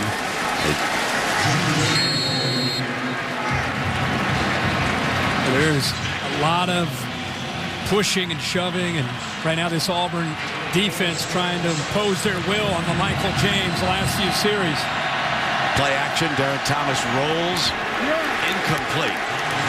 He stuck it in there pretty good, but Etheridge was on top of Tuanay, and that looked from up here like he should have caught it. And now Etheridge on that far side is down, and they can ill afford to lose this young man. It was such a remarkable story. He injured his neck, and some thought he would not play football again, but he was able to come back. And let's check in down below with Aaron. Hey, Brent, LaMichael James just came off the field with a left hand injury. He has 3 trainers surrounding him right now. They're looking at the top of his hand right now. So we've got James down. That's why Barner is in the backfield, and we've got 2 big-time players down with Etheridge on the other side. Yeah, Etheridge, as you said, is a big loss. Demetrius McNeil, true freshman, comes into the game. There's Darren, has time, can't find a receiver, and he is ridden out of bounds by Zach Clayton. Folks, when you talk about what the SEC has done, and it didn't just start 4 years ago, but where their strength is over almost any conference in the country at any time is in the defensive line. When you get a player like Fairley who can close like a defensive end, you look around the National Football League, check the roster of your favorite team. Chances are there's an SEC player in that defensive line. It is now 4th down, and look at the pressure that shows up here for Auburn.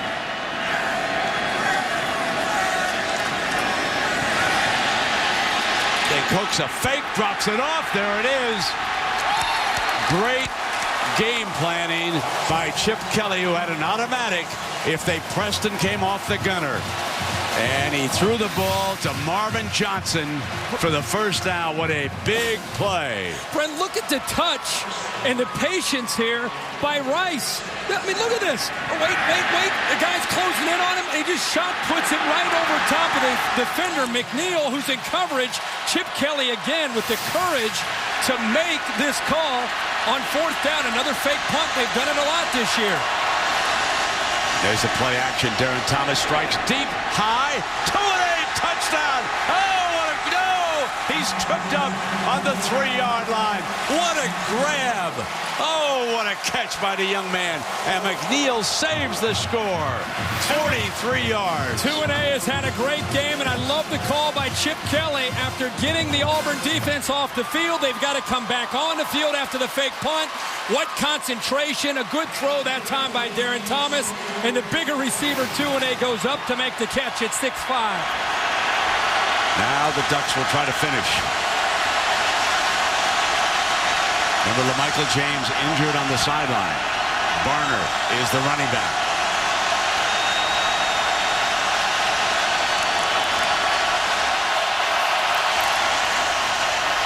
Barner is jammed and thrown back by Lamonter. Lemonier this time comes down and just completely takes away Barner in that attack. Again, you cannot have penetration when you're trying to run the zone read play for Darren Thomas. Second and goal. Looking over at the play charts, seeing the adjustments here. Paulson has been a target. Jeff Mayle could be a target.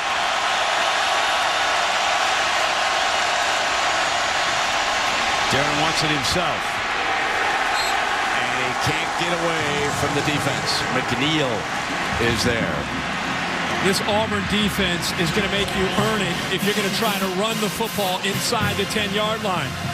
Even though they just gave up that big play to 2-A, they take so much pride in making teams have to throw to get the ball into the end zone. And LaMichael James returns. Third down.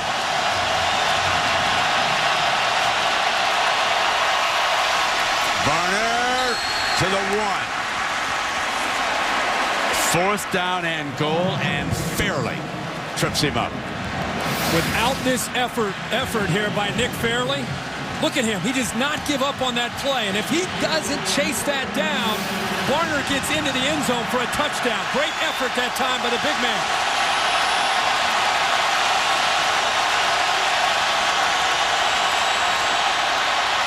Barner, and he is stopped.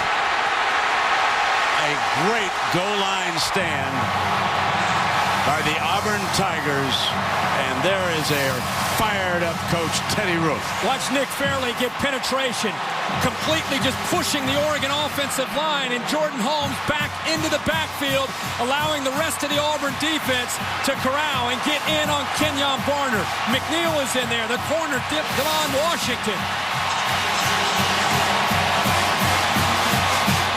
The Auburn defensive line. They've done it again. Well, the DirecTV drive to the national championship bus has completed its journey, providing us with live shots and coverage of both teams all week long at the Tostitos BCS National Championship. Look for it again soon on campuses across the country as the DirecTV mobile studio gets fired up for spring football come April.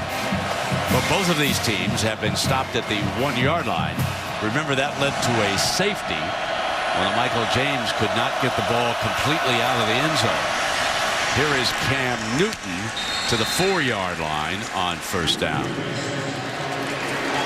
If you're wondering about Newton's statistics here tonight, he has thrown 26 times. He's 17 of 26, 225 yards, 2 touchdowns, and an early interception. He's been held to 14 yards rushing. And, of course, a couple of sacks have subtracted from that rushing total. Second down and 7. Snaps it off, complete for a first down. Lutzenkirchen, that's his second reception. Oregon has got to do a better job of trying to get Cam Newton out of rhythm when he drops back to throw. When he has a chance to settle and get his feet set and make a read, pretty much right now he's been able to make the throws that he needs to from the second quarter on.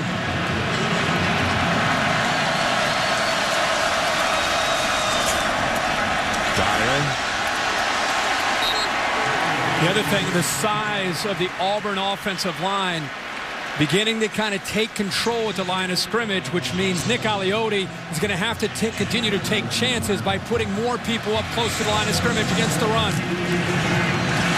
Dyer almost kept it, and Newton went, but there's a flag. So Newton kept it. Dyer on the dive, but there is a flag on this play, and it's going to bring this back. Holding, 73 offense, 10-yard penalty, beat second down. That's Lee Zimba, one of the fine offensive linemen, left tackle. Zimba right there on the left side. He locks up with Casey Matthews and prevents Matthews from getting out there to make a play on Cam Newton in that running game.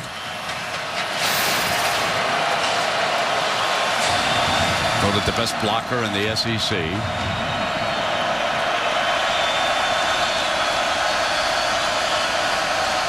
Ryan Pugh out of Hoover, Alabama. Over the ball is the center. He's the ringleader of this veteran offensive line. All day. And Newton steps out of bounds with a first down. So here's the view from our DirecTV Ultimate Picture Cam. Well, Kenny Rowe, the defensive end again in the crosshairs of Auburn's offense, this time spying against Cam Newton and trying to make a play in space against a bigger quarterback. And not only is he bigger, he's pretty quick out in space, as Kenny Rowe just found out.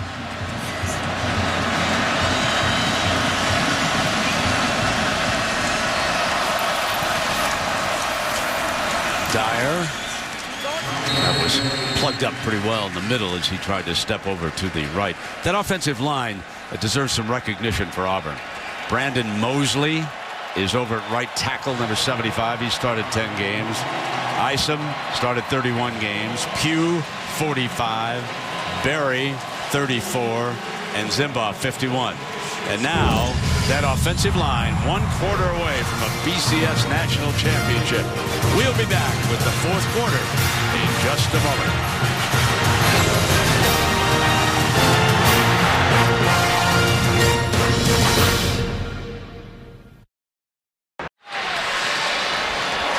If you're an Auburn fan, you're familiar with this. The team breaks its huddle and heads toward its fan base. Out in front, number 2, Cam Newton. 1 quarter to go for a BCS national championship. They lead by 1 score. They have a second down and 9 from their own 25-yard line.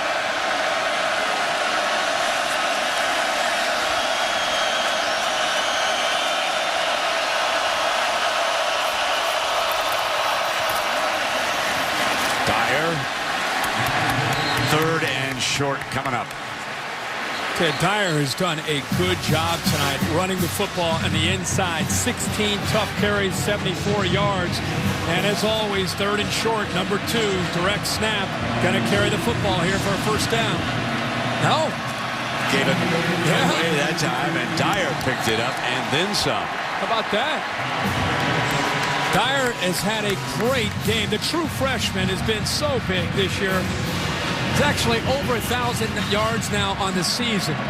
Broke the freshman record with Bo Jackson. And because he's able to run on the inside, it sets everything else up on the outside in the play-action pass. Looking for an open target. Drops it off out of bounds.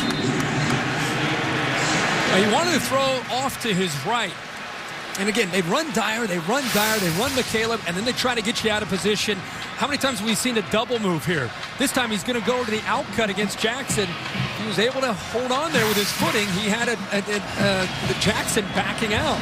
Well, that replay already showed Adams going to the ground, slipping. Sure. And then he has to come back in the other direction. This is 2nd down and 10.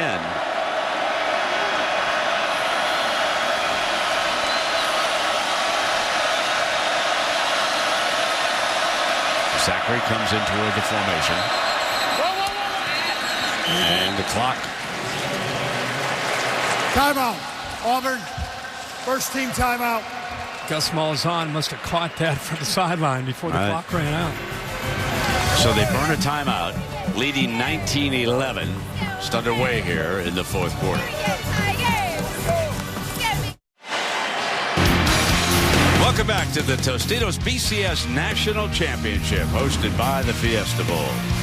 Well, the season-ending award, there it is, the Coach's Trophy, presented by Dr. Pepper, and that will be awarded tonight to our winner. They will celebrate the championship. For Oregon, it would be the first in the school's history, and for Auburn, it would be their second.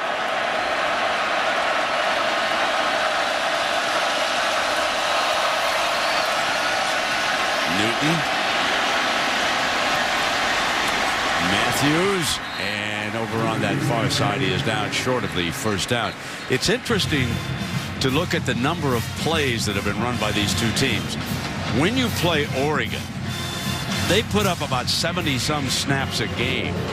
They've had only 52 today against the Auburn defense. 67 from Malzahn and the Auburn offense. So, in effect, they have taken the Oregon game away from them here tonight. 3rd down. In trouble, incomplete, and he had Blake crossing. If they'd hooked up on that, it would have been a big game. There's a big risk here by Oregon's defense because they brought the house. They brought the linebackers, all 3 of them here. They brought 1 extra man than Auburn could handle up front, and it left their defensive backs one-on-one. If Blake's able to hold on to that, he's able to pick up the first down and a lot more yards. So here we go, Herbie. Harris is back deep. Oregon needs a spark. 19-11.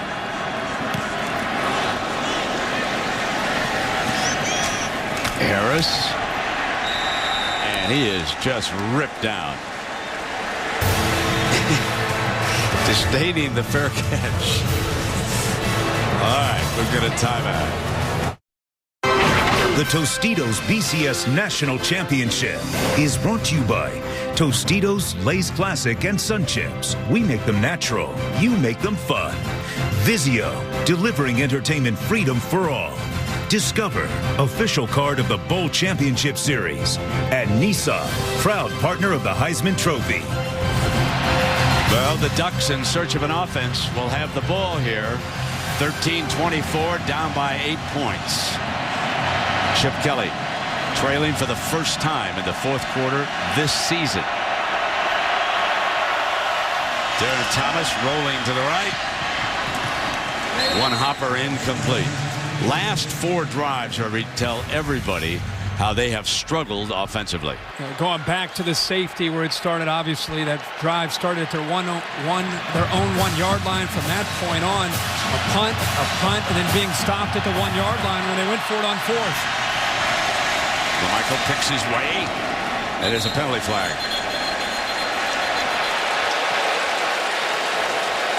It's right in there where they typically call hold.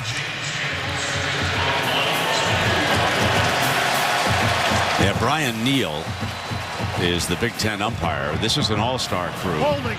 Offense, number 42. Half the distance to the goal. Still 2nd down.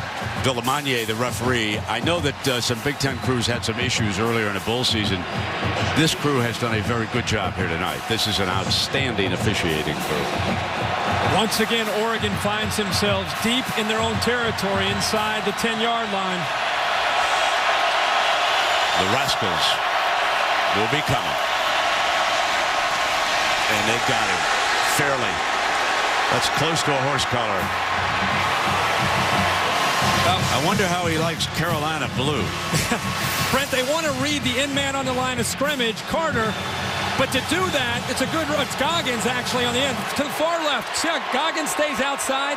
They want to run it into the middle, but they're not getting any kind of push whatsoever up front that time by C.E. Kaiser, who got dominated by Fairley. If you don't get Fairley and the Auburn defensive line tired on long drives and tempo, Oregon has no chance to execute their offense. 3rd and 18. They're coming after Thomas.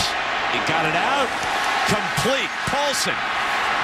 And Paulson is out of bounds, bailed out.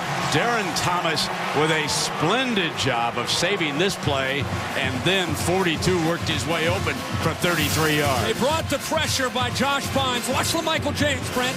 Good job of the blitz pickup. Buys enough time. And how about the patience and the vision downfield as the pressure was coming around Darren Thomas. So here come the Ducks now. 1st down and 10.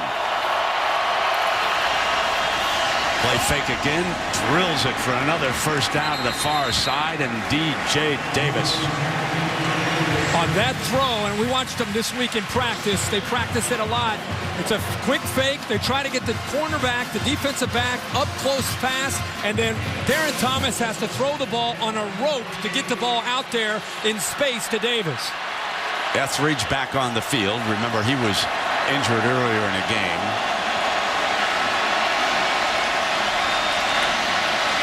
Thomas fires deep downfield, and Etheridge was the defender right there, breaking it up. Didn't have much of a chance of completing that pass to Jeff Mayle. He locked on a little bit too long here because Jeff Mayle has a history of making plays. He tried to get him behind that. Ball is actually thrown downfield there, and Mayle did everything he could. He went back to being his old free safety days and trying to keep the ball away from Etheridge. 2nd down and 10 from the Auburn 49. That screen to Davis. Craig Stevens is one of the defenders over there. Tough play to make work without a lot of room. On the left hash, throwing a quick pass out there to the left. There's not a lot of room for your receiver to make something happen, even if he's able to get a block. Auburn is just too fast back into the boundary like that. Now Roof and Auburn able to substitute on defense. Got an extra defensive back out for 3rd and 8.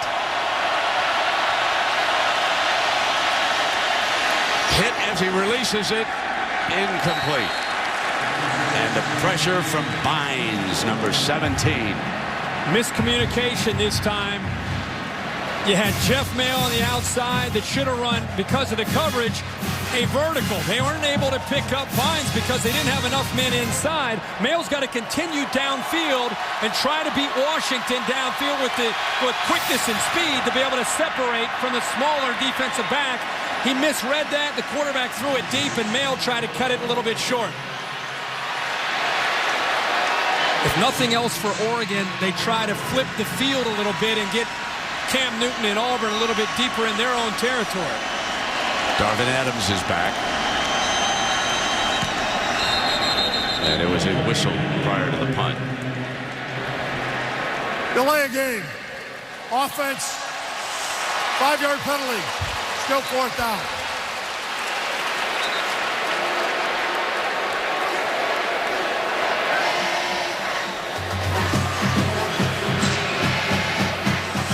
So it is 4th and 13 now for Rice.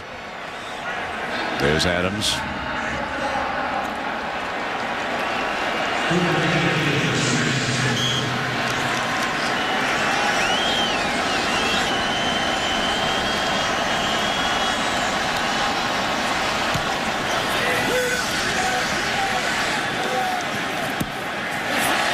And it'll be out of bounds.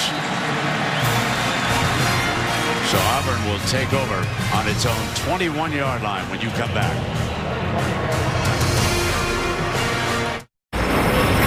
I'm Scott Van Pelt with the Sports Center right now, brought to you by Discover. How important is it to be a Michigan man? In Ann Arbor, it's a big deal. Les Miles is, and a source close to him says that LSU coach Les Miles would likely accept the vacant Michigan job if it was offered. This, according to ESPN's Joe Shad. More coming up on Sports Center after the ball game.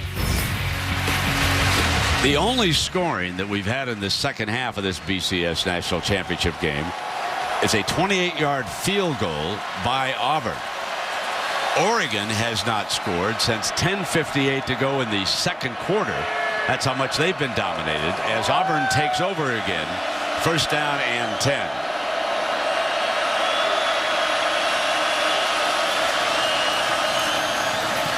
McCaleb lost a yard. Sort of a slow developing handoff. Huh? Yeah, it sure was. And again, trying to find a little bit of a running seam back towards the Auburn sideline, running back to the short side of the field where McCaleb's speed and his big plays have been to the wide side of the field because of his speed on the perimeter. Puts Auburn in a very rare second and long situation.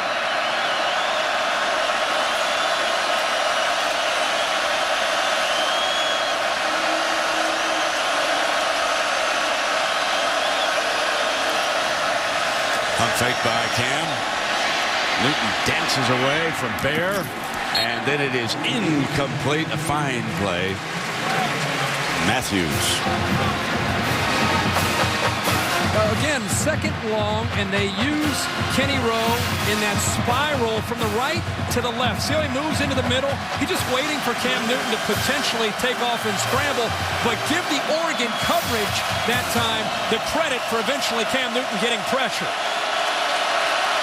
Defensive linemen all standing up. We've seen it all night. When they get Auburn to third and long, they want to create confusion, try to keep the offensive line and Cam Newton guessing on where the pressure may eventually come from. Arioti loves pressure on 3rd and 12. This time they stay back, and Newton burns them. Cam Newton found a seam and ran it out to the 38-yard line before he was drilled, and he is getting up slowly. All that moving around and the creativity backfires here on Oregon. This almost looks like a designed quarterback draw here on 3rd down and long. Picks up a nice seal block that time by Mike Berry, and then has, of course, great speed, accelerates upfield for the first down. Inside of 10 minutes.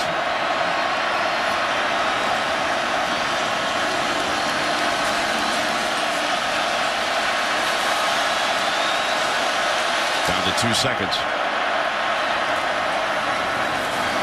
Dyer. Basinger with the stop. 3rd down conversion by Cam Newton. So big late in this game with Oregon down by 8. Cam Newton is obviously not in any hurry as Oregon is trying to get the football back into the hands of Darren Thomas. And of course, Gene Chizik is now 9 minutes away from a national championship. Remember, he has already been a coordinator on a national championship team for Mac Brown and Texas when they beat USC out in the Rose Bowl. Chizik was the defensive play caller that night for Mac. And here comes Newton, his quarterback, and he is down. And again, slowly getting up. But Gene Chizik has never lost a game as a coach in a bowl situation. That's right. He's undefeated as a graduate assistant, as a position coach. And last year he beat Northwestern in overtime. And now here tonight he's closed in on a national championship. The man is an outstanding football coach and a very nice man to be around. 3rd down and 5. Working that play clock.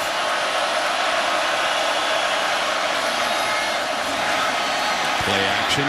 Drops it off for a 1st and 10 to Fannin. Fannin's first catch of the night. And he is into Oregon territory. This is a really nice job by Mario Fannin, the senior. Watch him coming out of the backfield. Just patiently work back to the middle, getting away from the linebackers, finds the opening. He has become their 3rd down back and does a good job of being in sync with Cam Newton. There's a big time. There's Bo Jackson cheering him on. You can tell that Cam feels very comfortable with Mario Fannin on those 3rd downs.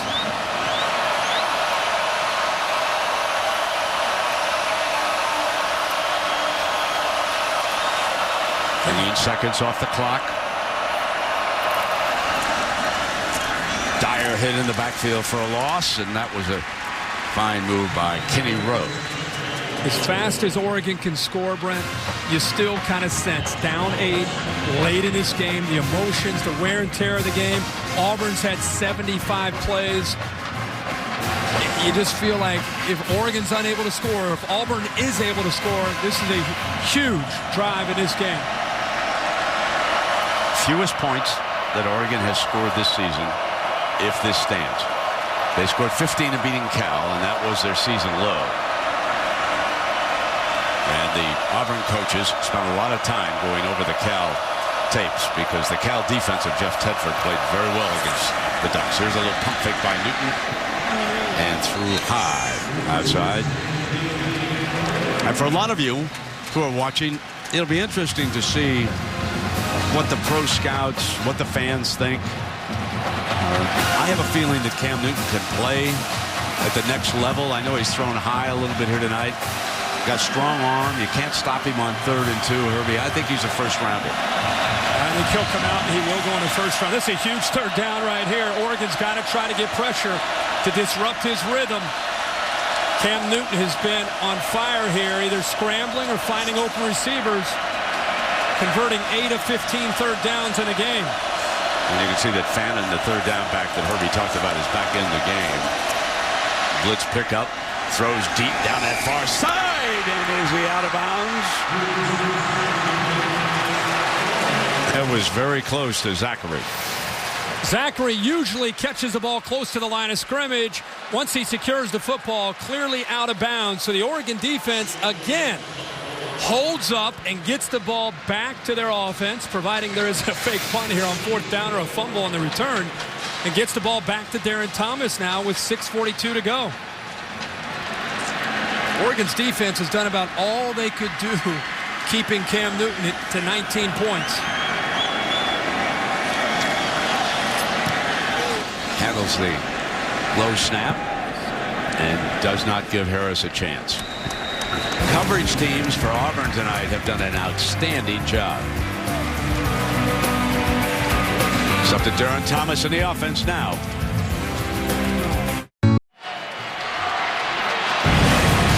Welcome back to the Tostitos BCS National Championship. An aerial coverage brought to you by DirecTV. Don't just watch TV, DirecTV. Our crowd tonight, 78,603. That is the largest crowd in this stadium's history. And the Auburn fans are enjoying this greatly right now.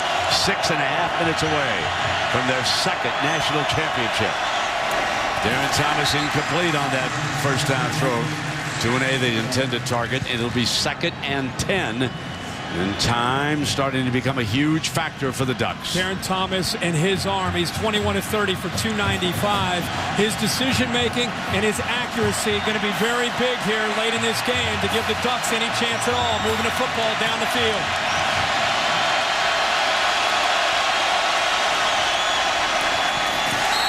Third and 10. And that was Antoine Carter, who made, in my mind, the biggest play of the year for this Auburn team against Alabama.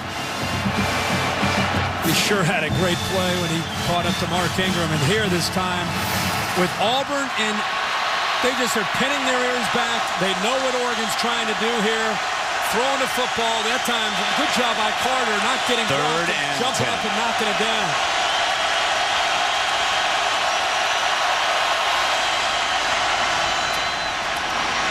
First down. They went back to number 23, Jeff Mail. Everyone who plays him says, you know, he is really sneaky fast. And the accuracy that time by Thomas of putting the ball right where it had to be allowed Mail to catch the football, turn, and get upfield in a hurry to get the first down. 116 yards receiving by Mail here tonight.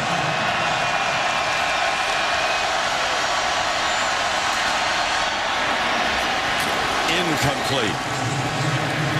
DJ Davis was the target. Mike McNeil was there. Herbie, when you look at this number, it's overwhelming. Oregon averages 303 yards rushing a game. Tonight they're down at 75. Well, they knew the battle up front was probably going to favor Auburn because of Nick Fairley and that entire group. The only way they're going to run the ball is if they got them tired with their tempo. They've not been able to do that. Here's Mail again. Trying to slip through for the first down, but he's short of it, and here comes a big third down for the Ducks. And because of that lack of ability to run the football, the answer is to get the ball out to the perimeter to guys like Jeff Mail or DJ Davis or anybody to the outside as fast as you can. That's why you look at the passing yards up at 328. A lot of those are kind of versions of the running game, just extended longer handoffs.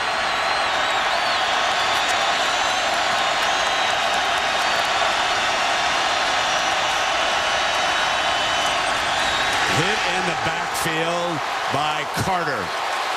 Antoine Carter breaks through on Michael James and throws him for a loss. The SEC defense standing tall again. Well, it's easy to say this, but Darren Thomas, that was his read. Carter collapses down, and he actually took both of them out. Thomas and that time, James.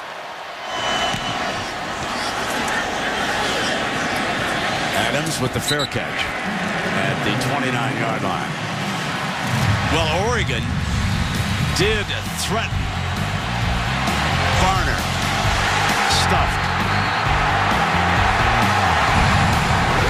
Twice inside the red zone, once an interception, once turning it over on downs, coming away with nothing inside Auburn's 20-yard line. Give Auburn's credit to the defensive line, especially that play that you just showed, that we just showed, kind of symbolic of the way this entire game has gone for Oregon's offensive line when it comes to their running game. Now Zimba, Berry, Pugh, Isom, and Mosley, that offensive line, will try to put it away. 5 minutes. Newton. That's where Nick Aliotti and the defense clearly have to take chances and just overload the line of scrimmage and blitz Cam Newton. Try to use their timeouts here and get the football back to the offense. Newton shaking up a little bit as he comes off. But let's go back because I want to show you this great play against Alabama. Remember now, we're talking 24-0, folks. This would have been 31-0. And look at Carter. That's about a 40-yard run. Washington goes after it and recovers it rolling out of the end zone. And so Antoine Carter, a young man from Dillard High School in Fort Lauderdale, made a huge play. I just cannot imagine anybody coming back against Saban and the Tide down 31-0. Now, 24 was bad enough. I thought that was a remarkable performance. But there's the young man who made that play. Being standing on the field for that game when that play happened, because you're right, if Ingram scores or Alabama scores on that possession to go up 31-0, the game's over. He definitely not only saved that game and got Auburn some life, but he also turned the momentum of that football game around on the road in Tuscaloosa. 2nd down and 9. 5 minutes left. Ducks need the ball back in a hurry.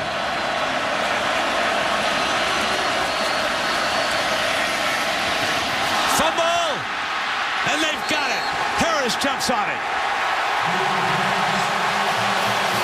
The big turnover. And there is a penalty flag. Hold on, the line judge threw a penalty flag.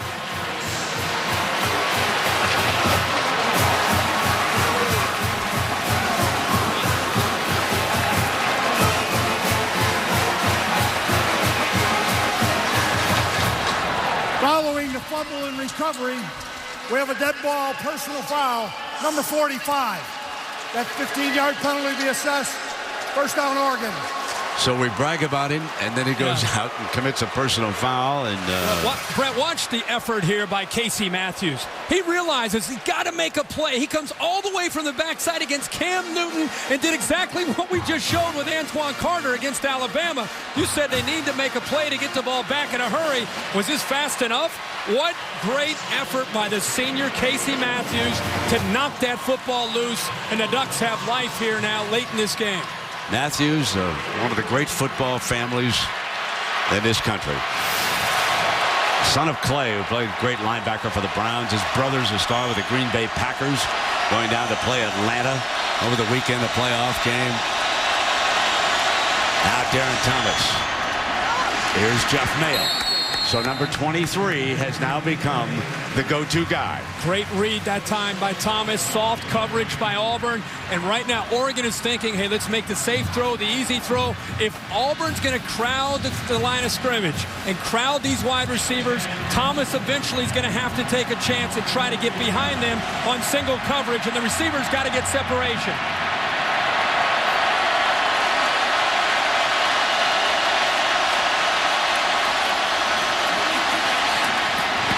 Almost intercepted. Tynes, the linebacker, was standing there, and it was an ill-advised throw. Barner, the intended target. Well, the snap isn't the greatest, but nonetheless, look at Nick Fairley again. Again! In the line of scrimmage. Setting up camp every time that Darren Thomas drops back to throw the football. 2nd and 10.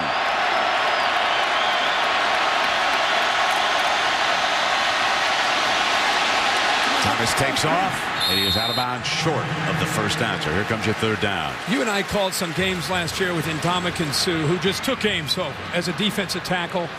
And I didn't know how long we would have to wait to see another Ndamukong Suh.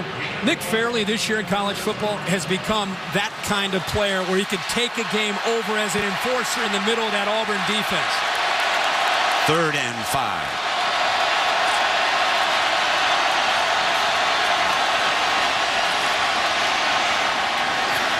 Incomplete, and it'll come to this 4th down. Tuane, the target, had him open. Tuane, we just talked about separation. You get a matchup with a wide receiver isolated one-on-one against a safety in Zach Etheridge, who's been fighting cramps to stay on the field. Tuane got the separation. He was wide open. Thomas just missed the throw.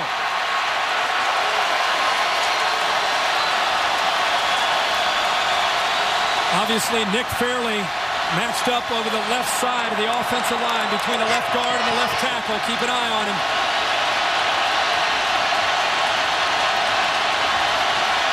Michael James goes far to the left. They come back underneath, and a great grab for a 1st down. Davis is smacked at the 10-yard line by McNeil. And the LaMichael James to the left side set this up coming the other way. Brett, watch the umpire here set a screen on Zach Etheridge. He's in play. He's part of the game. But the umpire sets a screen and frees Davis after he makes the catch to get the 1st down and then get downfield and down to the 10-yard line. Ducks need a touchdown and a 2-point conversion.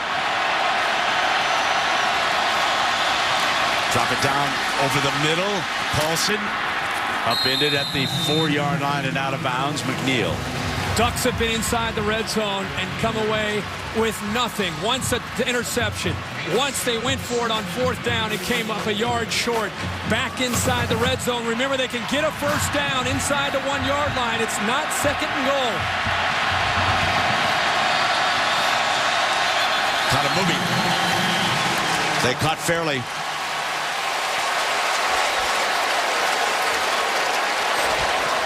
Offside with contact. Number 90 on the defense. Off the distance to the goal. Still 2nd down.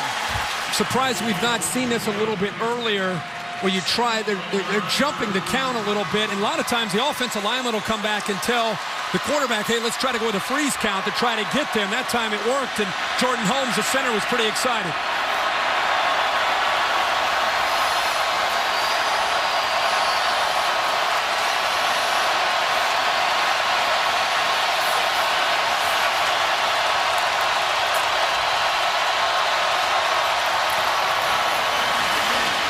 Short. Stuffed. McNeil, Mike McNeil, coming up from his safety spot. Tell you why it's important that Oregon hold on to their 2 timeouts. If they figure out a way to score down inside this 5-yard line of Auburn's, and they don't make the 2-point conversion, they need those timeouts to try to stop Auburn and get the ball back.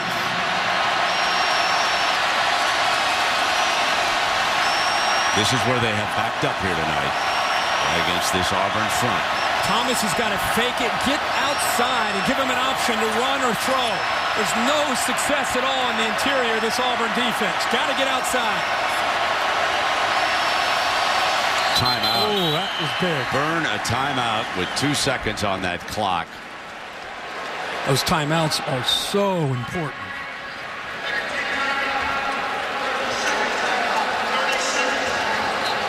It looked like maybe a little bit of a mental breakdown there by Michael James. Well, a reminder to stay tuned for the Ford BCS postgame show immediately following tonight's game.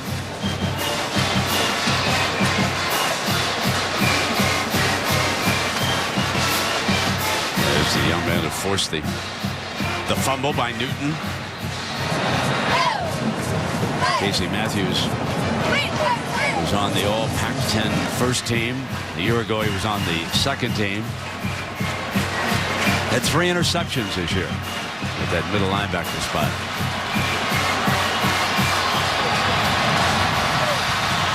Remember, they threw a pass deep in Auburn's territory where they rolled to the right and threw back to James for an easy touchdown. They're not going to have any luck running into the middle of the defense. They've got to either throw it or get outside on the perimeter to give themselves a chance.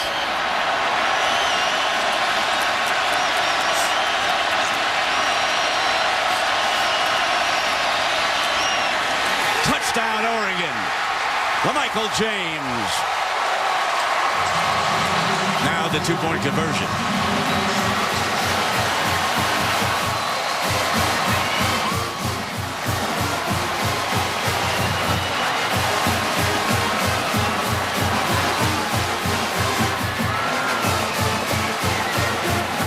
Why that timeout, Brent, that they ended up using on the previous play is so important. For if they missed a 2-point conversion, they're now only down to 1 timeout.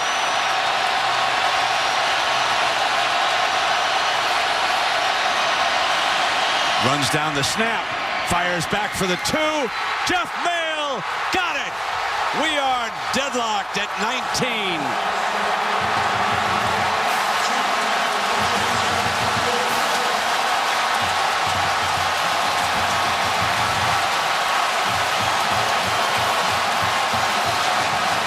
This all started, Brent, as you mentioned, with the effort by Casey Matthews to knock the ball away from the Heisman winner, Cam Newton, which eventually Oregon was able to secure there with Cliff Harris. Then a big, pivotal 4th down play, trying to convert, trying to come up with something to keep the play alive. The umpire gets in the way of Zach Etheridge. Davis gets downfield inside the red zone. What a call by Chip Kelly on the touchdown. Draws Greg Stevens towards Darren Thomas, dumps it on the shovel pass underneath with the lane there to run, and a 2-point conversion. Jeff Mail knew exactly where he wanted to go. You'll see him come from the right to the left. Thomas handles the snap, knew exactly that he was going to eventually throw it back without even looking to Jeff Mail, and Mail holds on to the football for the 2-point conversion.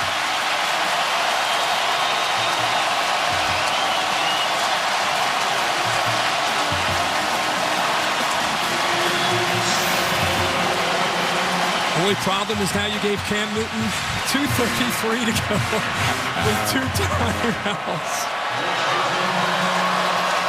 So it is 10 o'clock Mountain Time here in the Phoenix, Arizona area. Those of you who are channel surfing, we welcome you. We are 2.5 minutes away from the second overtime in the history of the BCS National Championship. Washington from the 3. Busts the tackle, and he's down at the 25-yard line. And here comes Cam Newton, the Heisman Trophy winner. 2:27 and 2 timeouts. Gus Malzahn, the signal caller, alongside him. And here we go. This is the stage that Cam Newton wants. Game's tied.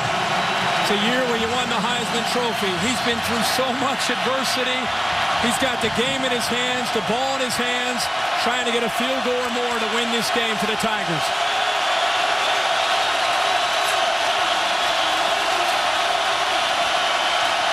Flare outside, and Blake runs for a first down.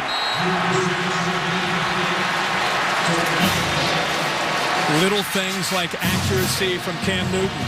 Missed tackle by Oregon allows Blake to pick up a nice chunk of yards out to their own 40. And now Auburn starts to pick the tempo up a little bit. Remember, they have an excellent field goal specialist. Dyer, the freshman, is wrestled down at the 46-yard line. Pleasant, and he gets back up. Dyer gets back up. Was he not on the ground? Did he stay on top of Pleasant? The Ducks are saying, wait a minute, he was down. But everybody is moving up there. Brent, I think he would have stopped running if it weren't for his own sideline. His entire sideline told him to keep going. 37 yards. Let's take a look at this. His body is under review. And we will review it because I'll tell you, from that look, I did not see a knee down on the ground. Now, I know it's a first look, but take a closer look here, Herbie. Boy, he comes down on top. The right knee is the question. Absolutely. Absolutely. And again, because he was close to his own sideline, I think they encouraged him to keep running and not give up on the play. He was ready to stop right there. Then I think he heard people yelling, go, go, go. Officials never blew it dead on the field. The question is going to be, was the right leg down as Pleasant wrestled him to the ground? That will be the issue here.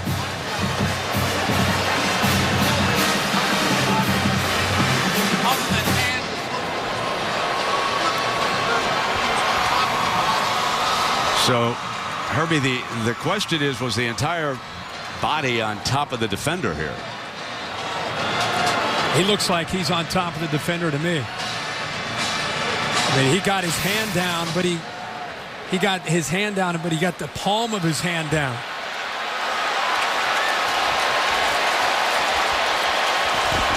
One of the biggest instant replay decisions we've seen at a BCS national championship game. The ball has been spotted at the Oregon 23-yard line. Right there. It looks like you can see daylight. Yeah, I think you're right.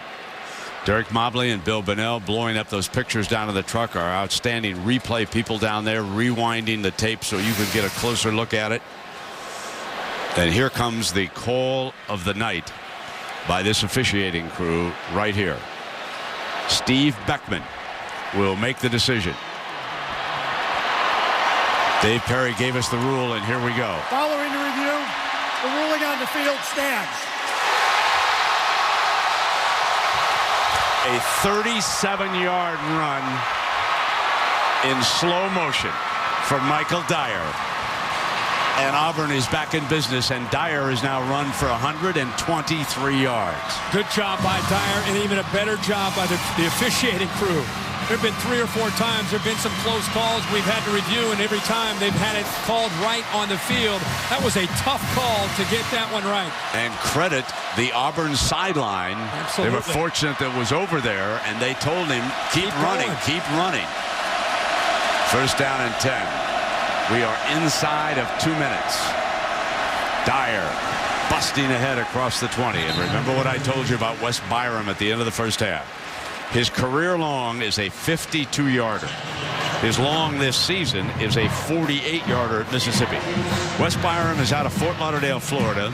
He is the all-time scoring leader at Auburn with more than 355 points. And he also has five game-winning field goals in his career. He has 2 of those this year.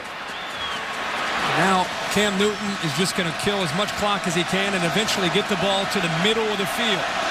And the freshman Michael Dyer from Little Rock, Arkansas, comes up big along with that Tiger defense. And now they'll center it up inside of a minute. We're looking at about a 35-yard field goal from here.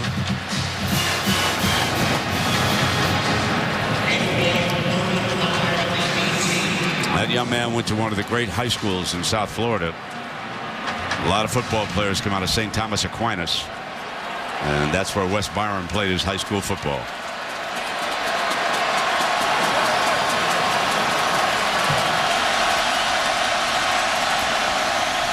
Dyer busts for the end zone.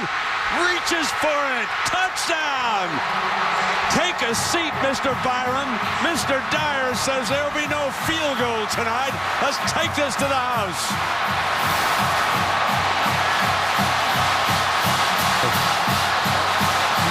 Dyer, as he got the right knee looks like it may have been down. We have to see where the football was. This would be a great look right here. It's completely surprising Oregon. That time he's down. Yeah, but where is the ball? Yep, it's going to come down to where the football was. No the question. Right knee touched. No question. Previous play is under review. But Brent, the play itself, it hit so fast that it just shocked Oregon's defense. Dyer puts an exclamation point on his night tonight and what he's been able to do now. 144 yards for the true freshman in the national title.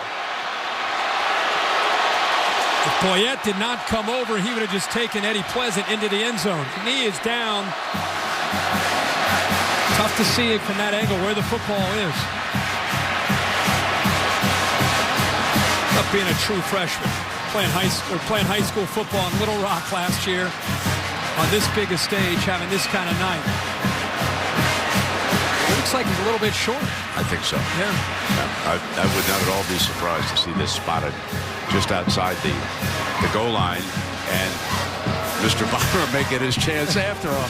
You've got 10 seconds left on the clock. Either have Mr. Dyer or now, do you Mr. run? Newton. Well, you don't want to run here. You might want to throw it incomplete in the end zone. Well, true. Okay, you don't want to be running the ball. Well, you got a couple timeouts. Well, that's the... What would you do? If the ball's at the 6-inch line, right, and you've got still 2 timeouts to go, let Newton carry it in. Cam Newton's been almost unstoppable the entire year, but Dyer's got the hot hand. How about you run folks at right home? up the middle? How about you folks at home? If they don't give him the touchdown, 6 inches. What would you do right here? Who's been the man all year for you in these kind of situations? Number 2. Yeah. And if he, when he jumps, he's 6'6", 250. He goes airborne, reaches the ball across. That's how he's done it all year. Still have 2 timeouts left. Here we go. Following the review, it's been determined that the runner's knee was down. The ball was at the half-yard line. It'll be first goal at the half-yard line. The clock will start on the ready for play. What wonderful drama we've had here tonight.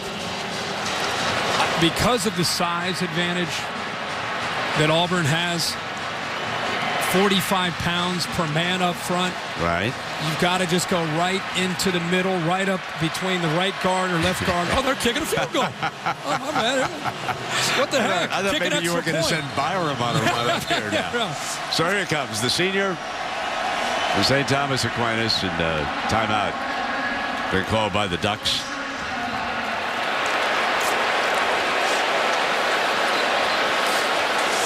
I still, with 10 seconds, would consider running the football. You got 2 timeouts left. I just don't trust kickers is my problem.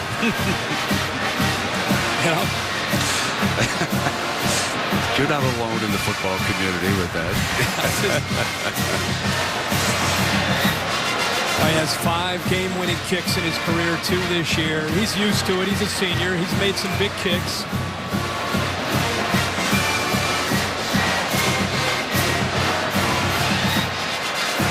I think Malzahn might be lobbying. That's for you, Herbie. Your point of view. Run the big. I think Malzahn is lobbying. That's what they must have. Did somebody call them from up here? Run the football and use your timeout. I think that's exactly what happened. I think Malzahn went into that huddle because Newton's going for his helmet. Go get it, big fella. Go. Here we come. I say nothing. This is how the season should end, right? Cam Newton, by far the player of the year in the country, should score the game-winning touchdown.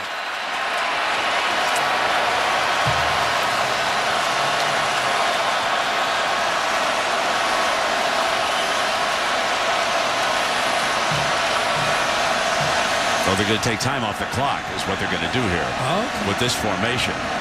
Maybe. Make sure that Oregon doesn't have a chance to return the kickoff is what they're going to try to do. And he's tried to sneak in first of all and didn't make it, and now they've got to stop it. So now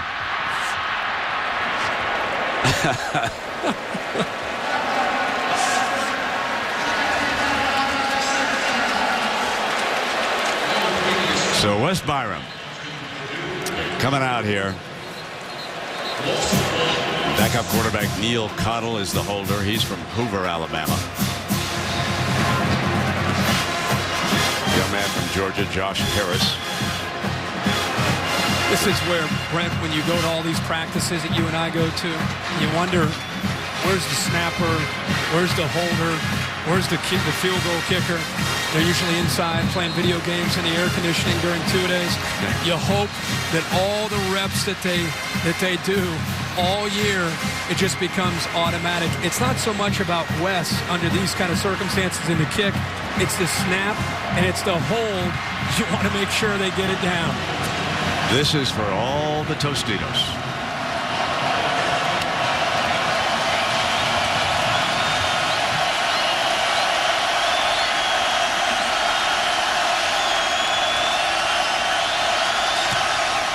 Auburn wins the BCS National Championship.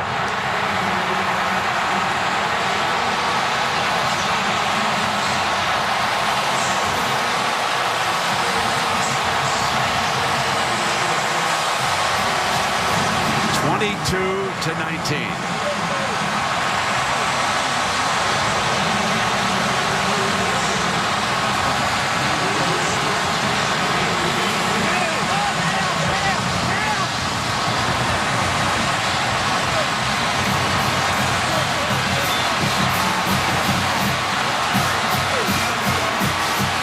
The confetti flying here in Glendale.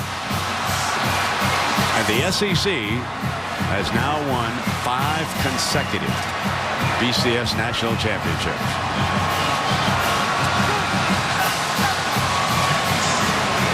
So let's go down below. Thanks very much, Brent. Alongside Gene Chizik and Cam Newton. Gene, everyone predicted a high-scoring shootout, but you said throughout the key matchup in this game was going to be your defensive front against their offensive line.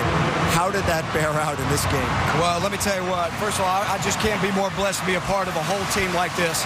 Man, God was with us. Our defense played outstanding today. We knew they were going to play outstanding today. We worked our rear end off all month long. This is for the Auburn fans. This is for the Auburn family. I couldn't be more proud of everybody involved. I love everybody. War Eagle. Gene, from where you were 2 years ago, everything you endured when you left Iowa State to this moment, what does this moment mean to you, given that journey? Look around. Look around. It's all about the fans. It's all the people that stuck with us through thick and thin. We got the greatest fans in the country. We got the greatest administration in the country. We got the best players in the country. It's not about me. It's about Auburn University today. Finally, G to G, your motto this season. You were good last season. You wanted to be great this season. What made that happen? I think it was our coaches, our players, a sense of chemistry of our team that I've never seen before. Today, I can tell you this. We're the best football team in the United States of America, and War Eagle. Congratulations, Gene. Cam Newton. Heading into that final drive. Score tied. Less than 3 minutes to go. What did you tell your team in that huddle? Everybody was just staying calm. You know, we've been through this before. And, you know, we had to execute the plays that coach was calling, and we had to stay calm and just execute. You have had so much adversity. This team has come from behind, but you personally, you fought through it. You've maintained your focus throughout. How would you describe your own journey from Blinn when you left there to get here? You know, it's just a God thing. You know, I thank God every single day. You know, I'm just his instrument, and he's using me on a consistent basis daily. You know, I just want to, you know, he's using me to extend his word. And I'm a prime example of how God can turn something that was bad into something that was very great. What did this season teach you about you, your family, what you believe that you didn't know before it happened? Anything is possible. I guarantee you 5 or 6 months ago, nobody would have, you know, betted their last dollar to say that Auburn University is winning the national championship. But now, on January 10, 2011, you know, we're smiling right now saying, you know, we did it. National champions for the first time in more than half a century. Cam Newton, congratulations. Brent? Tom, thank you very much. So Wes Byram scored all of Auburn's points in the second half. Early, he had a 28-yard field goal. Then, with 2 ticks of the clock left, the last play of the game, the 19-yarder to send Auburn to a second national championship, 22-19. Cam Newton on the sideline. Now watch Coach Gene Chizik.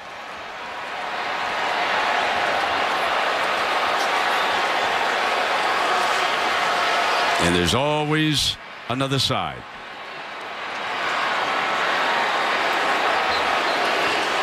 And we take you live to Auburn, Alabama. This is Toomer's Corner. There come the rolls of toilet paper. The tradition down there, everybody meeting as the Tigers celebrate their national championship. We'll be right back for the Ford BCS postgame show and the presentation of the BCS National Championship Coaches Trophy presented by Dr. Pepper. And we're back with the ceremony right after this.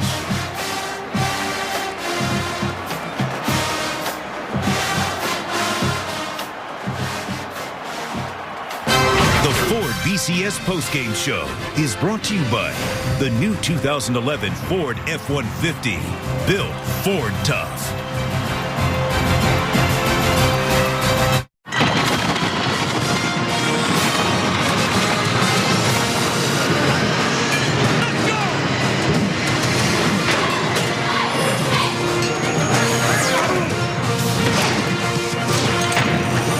Welcome to the Ford BCS postgame show.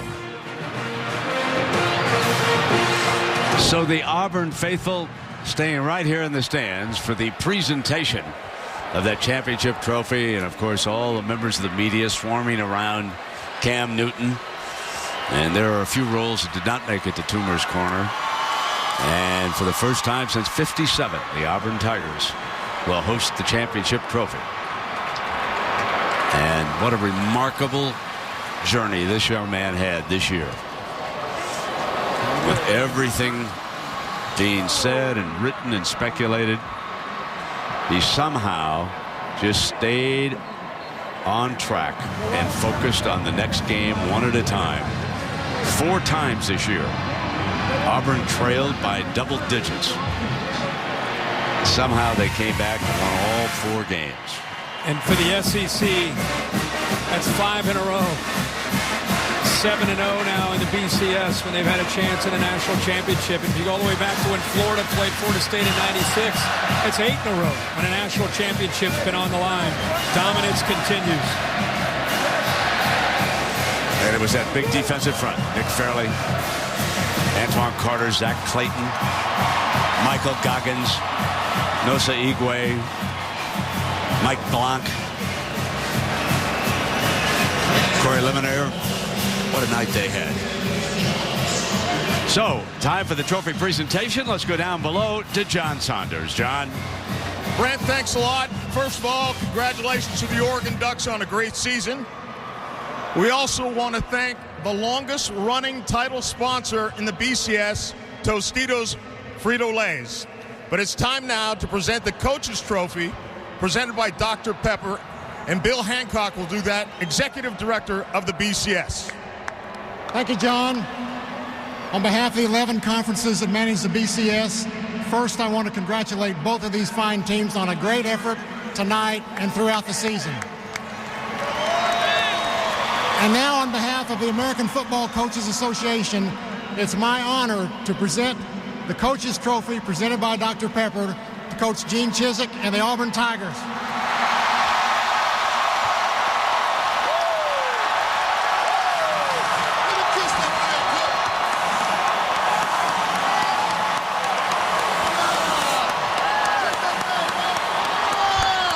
Gene?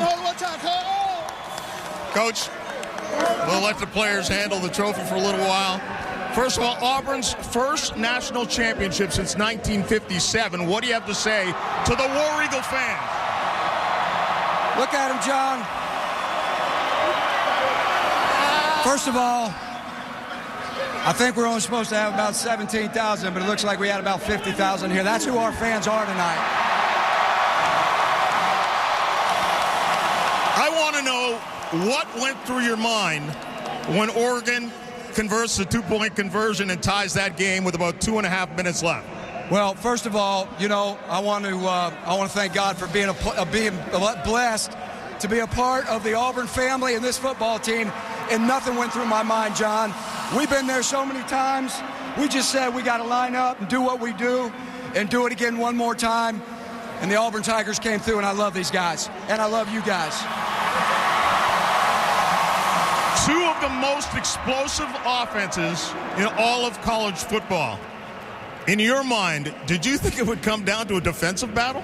Let me tell you something. I could not be more proud of our defense.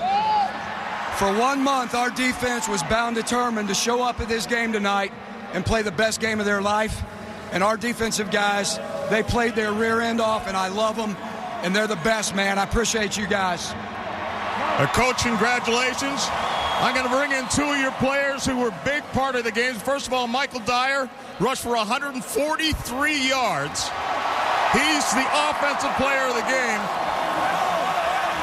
You had the long run that set up the game-winning field goal, and you said to me a while ago, even you thought you were down for a moment. I was just going out there trying to make a play, do something special for our team, and keep my feet moving and do what Coach Yash teaches me to do, just keep my feet moving. And we went out here and played hard tonight, so I'm glad to be here with my teammates. Again, the defense has played so tough. You guys have been in this situation so many times. Do you feel that made a big difference, the fact that you've played close games and had to play from behind before? I mean, it was good. Our defense, came out there and played good. No one gave them respect. Opportunities to go out there and play and win games for us. But tonight they won the game. They stopped them when we needed to stop. They played excellent defense for us tonight. And our offense came out there and we played real hard too. So, played a team game tonight. Michael, congratulations. And time now for the defensive player of the game, Nick Fairley.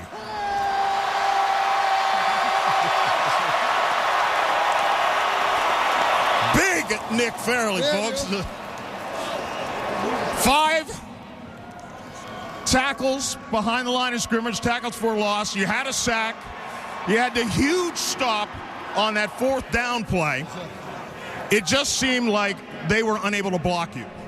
Well, they was unable to block the front 4 as a unit. Antoine Carter, he did a hell of a job out there on the end, especially Mike Brunk on the inside with me. Those guys, I got to give it to them for my seniors. We did it for y'all, baby. This is the highest scoring offense in college football, and they put only 19 points on the board against you guys. So that's one thing as a defense this year, man. We bent a lot, but we never broke. And we came out here, we said we're going to hold their offense down. We know our offense is going to put on points, and we did that. Congratulations to you as well. Coach, going to bring you back in one more time for one last chance to address this Auburn crowd, and again on this national championship that goes to War Eagle. 53 years, baby. This is for you. War Eagle.